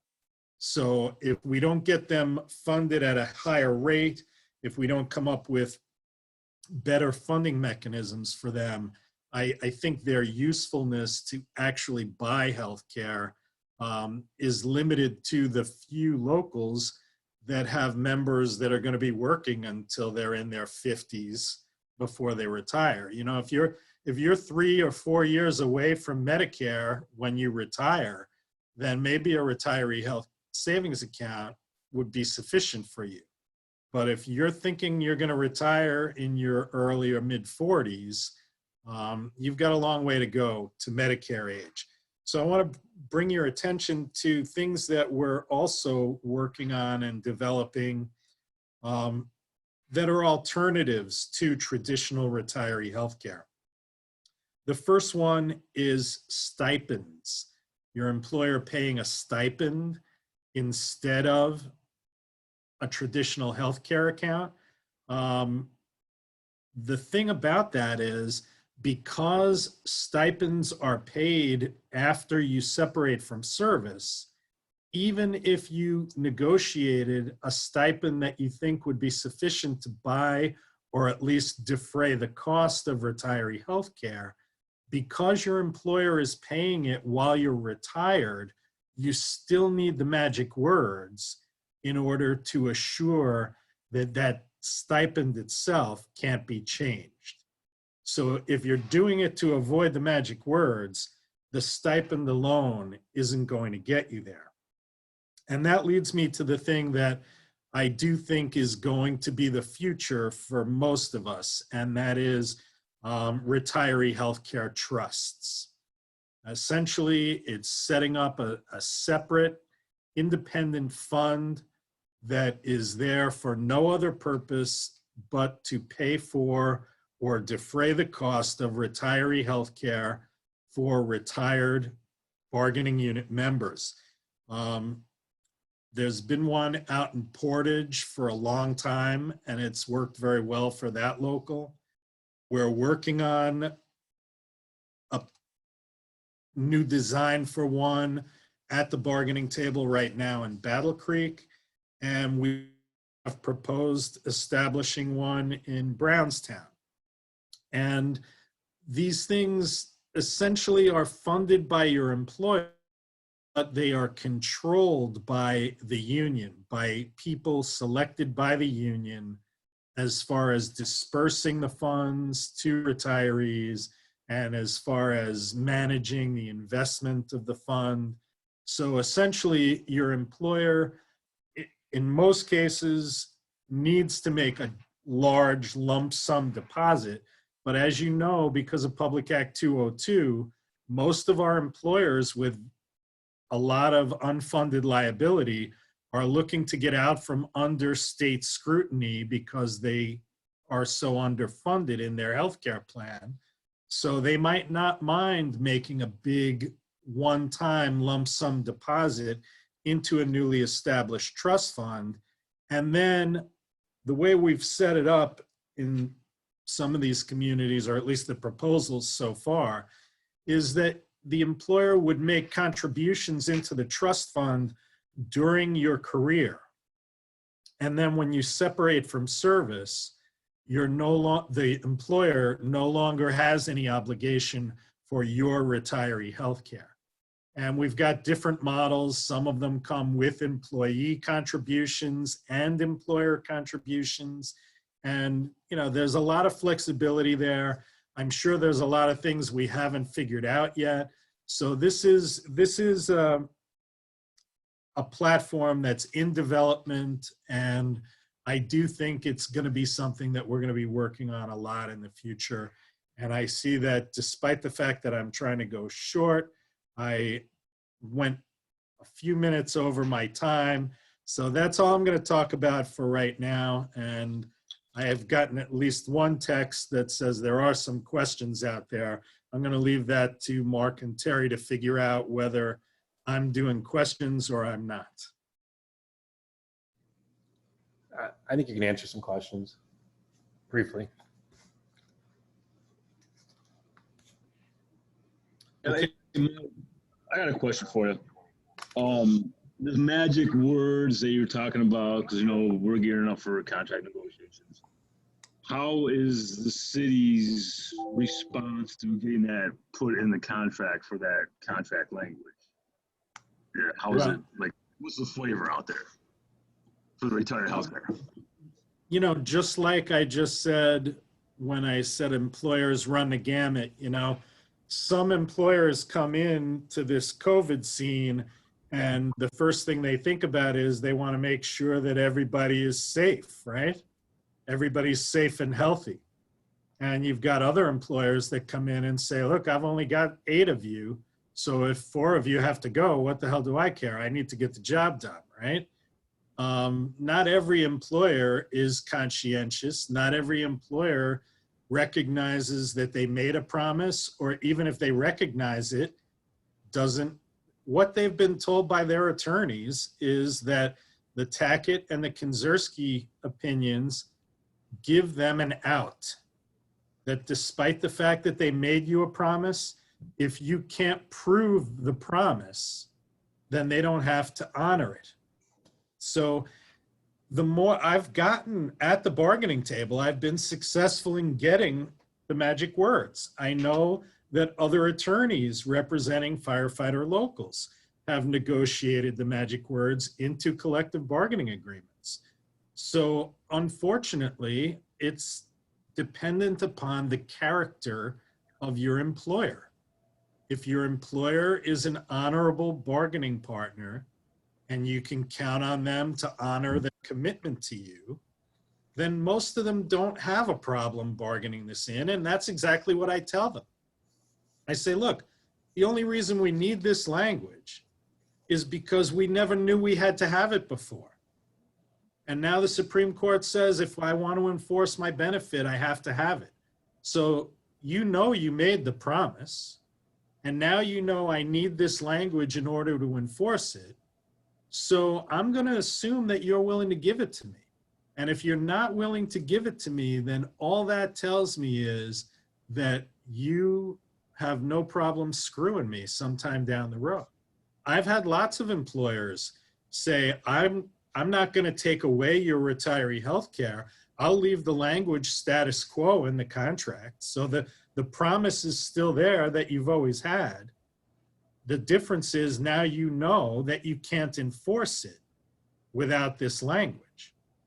And if your employer is willing to leave the language that they've always had in the contract and not give you the magic words, then they're basically reserving the right to screw you down the road. Right. So then my next question is, you bring about this trust thing. How does that affect, say, like current retirees that already have a guarantee of retiree health care? Well, I think the point that I'm making here is that your current retirees don't have a guarantee of retiree health care. We've seen lots of communities where they've just eliminated it. And the fact that your employer's still paying, maybe they're one of the honorable ones.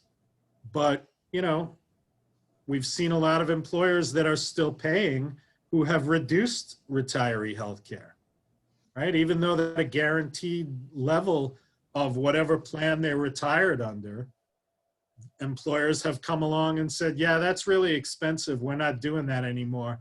We're going to give you what the actives have. And there's nothing they can do about that now that Tackett and Kinzerski has been decided. Just like everything else, we bargain for the current members. We bargain for future retirees. We don't represent retirees, and I don't generally advocate taking on the responsibility of bargaining for current retirees, because that could subject your local to liability from your current retirees. Any retirees that don't want the local bargaining for them, or who think they could get a better deal than you got with your employer for them, may come after your local for interfering in their contractual relations with your employer. And we don't want to open ourselves up to that. So as far as what impact it has on current retirees, the only impact it has on current retirees is to the extent that your employer decides that whatever it is they're doing for you, they're going to do for them. And when you set up, your question was specific to this trust language. If you set up a new trust, it's going to be specific, it's going to specifically be set up for retirees after a certain date. And that certain date is not going to be a date prior to the establishment of the trust. It's always going to be going forward. Mike, we got another question from someone wanting to know if how you feel about the MERC judges, the roster of MERC judges. Do you think they're favorable or unfavorable for labor? The MERC judges, they're very middle of the road. I don't think anybody's out there. Look, ever since Doyle O'Connor retired, we haven't had a pro-labor MERC judge. Julia Stern just retired recently. She was as middle of the road as you can get. I don't see much changing on that. Yeah, I don't think they're pro or anti-labor, but they're definitely not pro. Okay, I think that's all the questions I see. Okay, thanks very much. Thank you. In the interest of time, I'm going to go real quick. I had a lot of people ask me about Biden signs. Those haven't come in yet. While we were sitting here, though, I got a little box of shirts with Biden, but they're all like smalls. I don't know who's going to wear those, but anyway, they just came in. So that's really all I have. So Mark, we can just move on to the DVPs if you want. Sure, I'll start. Well, we're gonna, because this is a statewide call right now, we're gonna have a quick little brief or statement from each VP on something that might be going on in their district that's of importance. But you guys will all each have your own district VP Zoom meeting at another later point. So I'm gonna start with 1st District and 3rd District VP Eileen Pettinger. Eileen, you're not muted. Are you still muted? There you go. I just want to say thanks for choosing me as the first 3rd District Vice President. And thanks to Chris Reynolds, if he's on, who is a great mentor and union leader for our districts. I want to say welcome to Justin Fox, our new Northern trustee. He's already hit the ground running with me. In case you guys remember, Mother Nature gave Justin and I a welcome gift in Midland in the nature of a flood at the beginning of our term. And we had a lot of districts help out. I want to say thanks to Bay City, Saginaw, Bangor Township, and even we had help offered all the way from Port Huron and Owasso. So thank you. Several of our members were affected by the flood. I want to say thanks to Mark and Terry, IFF 8th District Vice President Sanders, and all the IFF disaster relief team for helping these members. And in the 1st District, we had Menominee had a municipal financial analysis done. Thanks to District Vice President Sanders for his help. And as locals are having issues around the state, some locals up there are having difficulty recruiting members as well. You want me to just do the 3rd District report too, Mark, or? Sure, you can do that. Okay, so on here, kudos to Alpena and Alpena Township for their EMS millage that passed on August 4th. I want to say thanks to IFF 8th District Rep Sean Abbey, District Vice President Sanders, Doug Stern, and the IFF team for helping these locals get a millage passed during COVID, which is no easy task. Bay City Local 116 tabled their ALS program for now. And some of our locals have battled their municipalities over applying for first responder hazard pay. We've dealt with that. I do want to tell you that the 1st District meeting will be held Wednesday, October 28th at 10 a.m. And the 3rd District meeting will be held Friday, October 30th at 10 a.m. And a couple things I just want to post here. Saginaw, Bay City, and Midland will be having a golf outing September 25th. We'll be giving information to Terry for the MPFFU website for members to see. And then also Saginaw firefighters are having a gun raffle. We'll be posting that on the MPFFU page as well with their permission. So that's it. Thanks.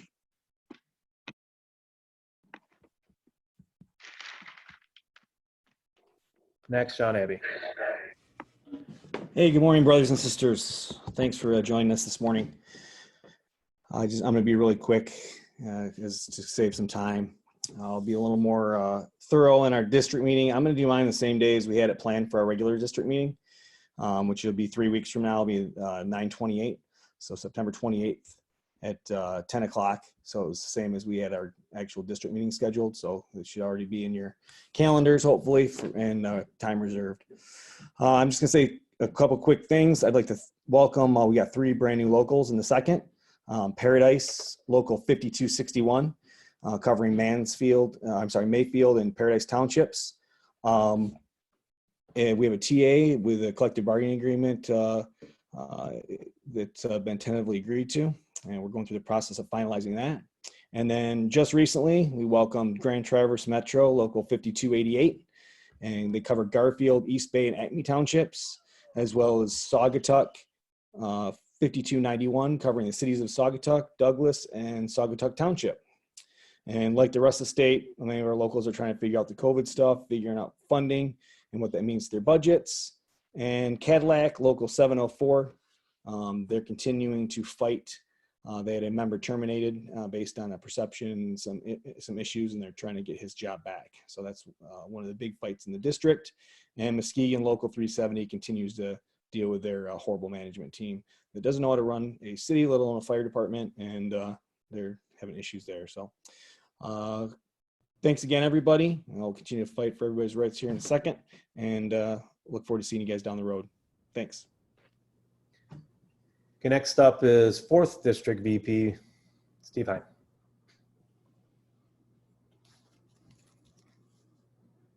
Steve?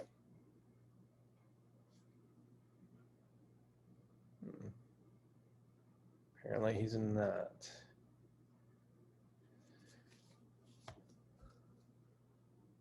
All right, we'll go to 5th District, DVP Mani Nai.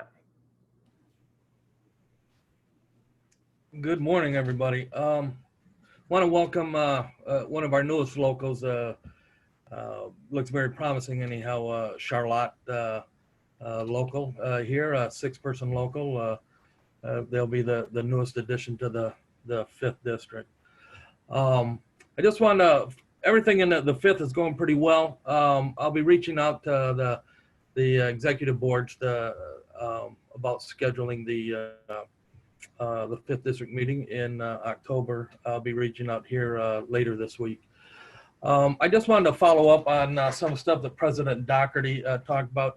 As chair of the EMS committee, I'm on multiple calls each week with state and local officials regarding, state and national officials regarding COVID-19. A couple of things that came up that we want to get out to the members is the flu vaccines coming up this year. They think it's imperative that all of our members get the flu vaccine this year for multiple reasons. One is that the flu will run down your system and make you more susceptible to the COVID-19, and we don't need that. The other is it's a great opportunity to put in place procedures for when the COVID vaccine does become available to your departments in making sure that everybody gets vaccinated. So a couple of real important reasons why to do get the flu vaccine. The other has to do with the governor's executive directive that was out and it was clarified. I know Mark, President Doherty talked about in Sterling Heights, they wear the mask. Technically, that's a workplace, and under the executive order that the governor issued previously, masks are mandated in the workplace in the common areas or in offices. If you've been called into an office for a meeting, both parties or all parties must wear a mask. If you're in a common area, which includes hallways, even bathrooms, you must wear a mask. The state EMS director, Dr. Fales, went so far as to define it even further that if you're in an engine, apparatus, or ambulance, you cannot maintain 6 feet of distance. Masks are required while being in a fire engine. Now, the executive order comes into play, executive directive comes into play, where the governor mandated that the different departments within the state will reallocate resources to make sure the executive orders are followed.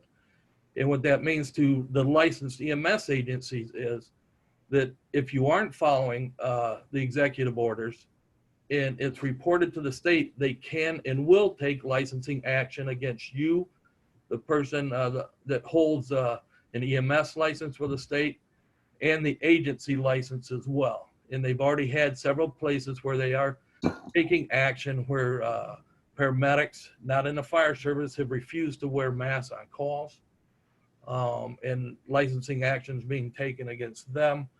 In other departments, they're now being looked at for not having proper procedures in place that are required by the executive directive, as far as having a COVID plan and screening set up beforehand.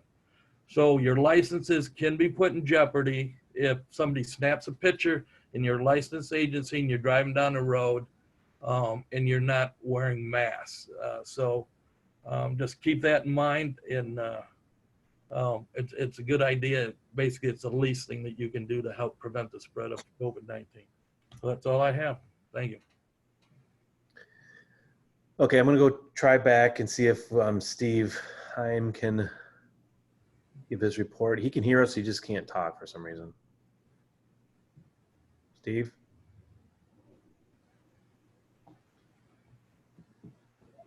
Terry, do you have a way to unmute Steve?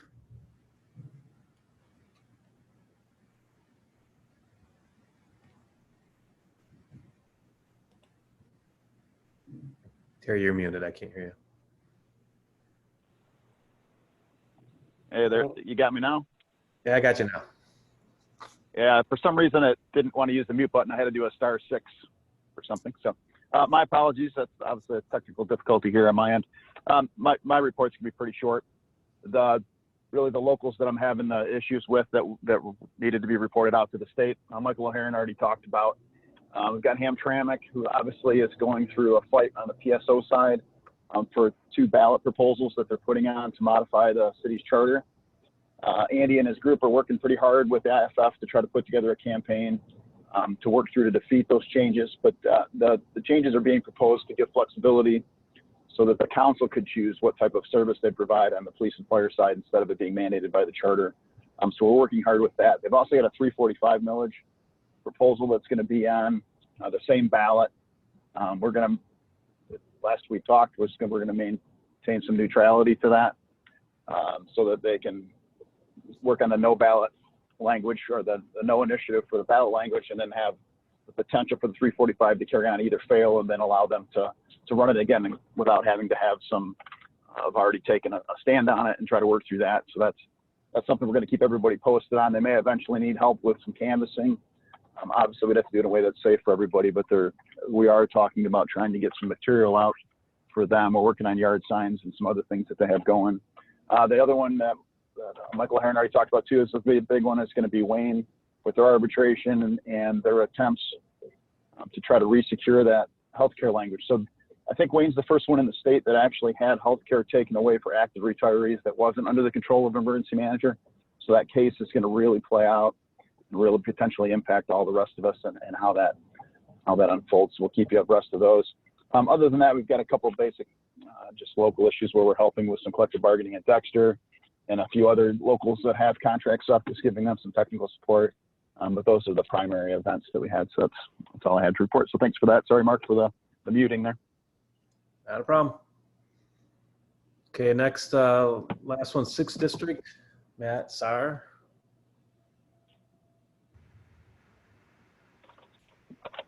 You're muted, Matt. There you go. Yep. Still morning. Good morning, everybody. I know that it's getting late, so we'll keep it extremely short. As of right now, our district meeting will be September 28th. I'd like to welcome Eileen and Justin to the executive board. Congratulations on your election. Also like to congratulate Highland Township as our newest local in the 6th, and we continue to grow there with the potential of Lyon and White Lake also. I also chair the state union's political education committee, so we are involved a lot in the politics. And if I could say one thing to the participants that are still on the line, you know, just be respectful, especially when we get onto social media, no matter what your political affiliation is or who you are supporting. The more that we can be civil with each other, we can understand each other's issues, and we can move this local, we can move our union forward. Just realize that, you know, we're not out here telling you how to vote. We're telling you, hey, this is the guy that supports our causes the most, and you can make your decision up from there. A couple small things that I wanted to note. I'm not going to get into the details, obviously, but that is our brothers in Southfield are obviously going through a very media. It's all over the media, the issue they had there with a couple of their paramedics and the patient that woke up in the funeral home. I would just caution anybody to not to comment on that online. Let this go through its process, and give those brothers the respect. I couldn't imagine what they're going through, and I know that the Southfield local is putting a tremendous amount of work in it along with their administration. So I appreciate that. I know that the IFF and the state union has been talking with Rob, as has their lawyer who they use, is Michael O'Haron. So we appreciate that, and continuing to help them get through this. The last thing is that I'll mention is that PSO is not dead. We hear it in Hamtramck again pop up. Please, especially all of our locals should be keeping an eye on this. As soon as we have a little bit of a hit in our economy, I think there's a lot of guys that can relate to this on this call, is that they start trying to combining our services. And the first thing they always want to do is take over the fire department. It's never the fire department taking over the cops. It's always the cops taking over the fire department, and they can do it cheaper and better. And that is a result in them doing something that Mark Sanders talked about, defunding our fire agencies. You know, our fire departments are immediately put on the chopping block.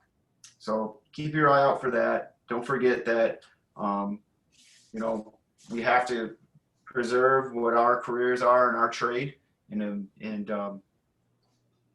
just please stay diligent with that. Other than that, that's all I have. Stay safe, everyone. Thanks, Matt. Matt, you actually touched on what I was going to say for my final comments, and I appreciate that. On the PSO front, I see a lot of members right now, and rightfully so, defending the police and making some of their political decisions based on defunding of the police. I want to make a couple things clear. Biden, first of all, has made it perfectly clear he is adamantly opposed to defunding cops. So that has been a malicious rumor out there, of course, put out by one side over the other. But he is on the record, squarely on the record, that he does not support defunding cops. So next, the other party, the Republican Party, has been basically defunding police and fire for the last 12 years under their control. Luckily now under a new governor, we haven't had to face that, but we've been up doing rallies for that exact same reason, for them defunding us. So you guys got to put that in perspective. They've been coming after police and fire the whole time. So next, state of Michigan, PSO. We're the only state that has 37 PSO departments. The next closest state is Florida with 8, and they're little teeny departments and very rich private subdivisions, basically. We have a cancer with PSO here, and you guys know it, and it continues to be there. I shouldn't say grow, because they haven't made any advancement recently. But I will say, I want to take you back to 2010. So a new governor comes in, right away, we get attacked on every front. So what do our police friends do back in 2010? They go on a statewide campaign to defund the fire departments. Their exact words were, suburban firefighting is unsustainable. We can no longer pay these guys to sit in a fire station and sleep and barbecue all day.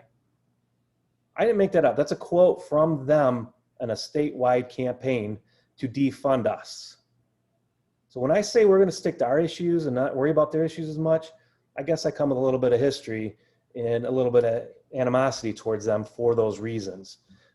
If, like Matt said, if the economy goes bad again, if it was turned around and some reason they wanted to defund the fire department, who do you think would be first out there right now in a campaign to alter how we deliver suburban firefighting? It would be them. So I like our police officers and our brothers. I work with them. We have a coalition. But understand right now that we're not going after them, but also I'm not going to burn a lot of political capital at this point for their fight. So the other issue is I don't even see this defund me going anywhere. Some in urban cities are talking about a little bit, but you're not even going to see it in Detroit. It's not going to happen. It is a political talking point for this campaign. That's all it is. So it irritates me a little bit that we have a lot of our members spending a lot of capital on this issue and putting stuff out as far as this presidential campaign that's the sole reason they're supporting one candidate over another. They forget quickly on how we've been attacked by these brothers in blue many a times. So please keep it in perspective. And we certainly aren't going to, we're going to support them, but we're not going to go out of our way. That's my opinion. So now the meeting's basically over at this point as far as speakers. So we're going to open up to any questions or any comments anybody has. So anything you guys want, either you can raise your hand through the app, or you can just unmute and start talking or say your name. Phil, see your hand up. Hey, Mark, thank you guys for being here and giving out the information. Really appreciate it. Good meeting.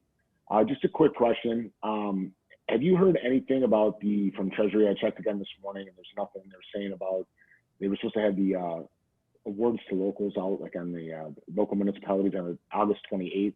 Is there any word on when that will be coming down for the hazard pay or for the payroll reimbursement? I have not heard anything, but it should be soon. If we see something, we'll send it out right away.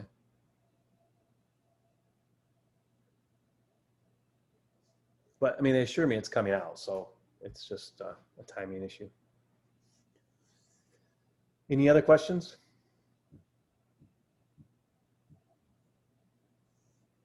Okay.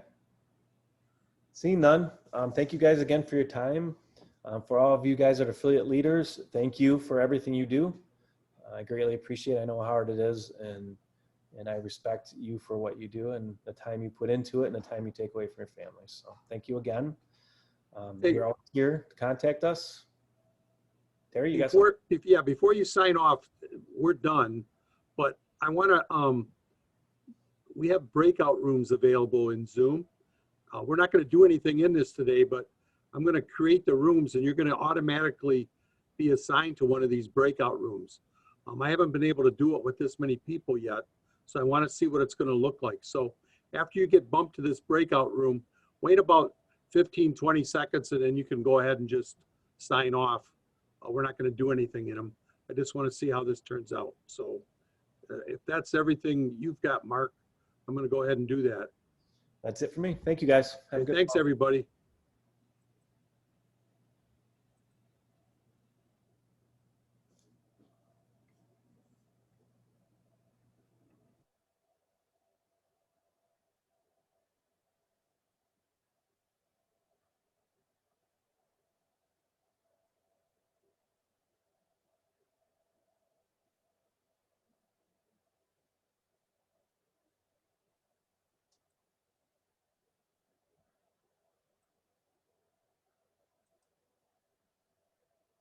He's trying to check it out. So like when we do our committee meetings, He's right there waiting there.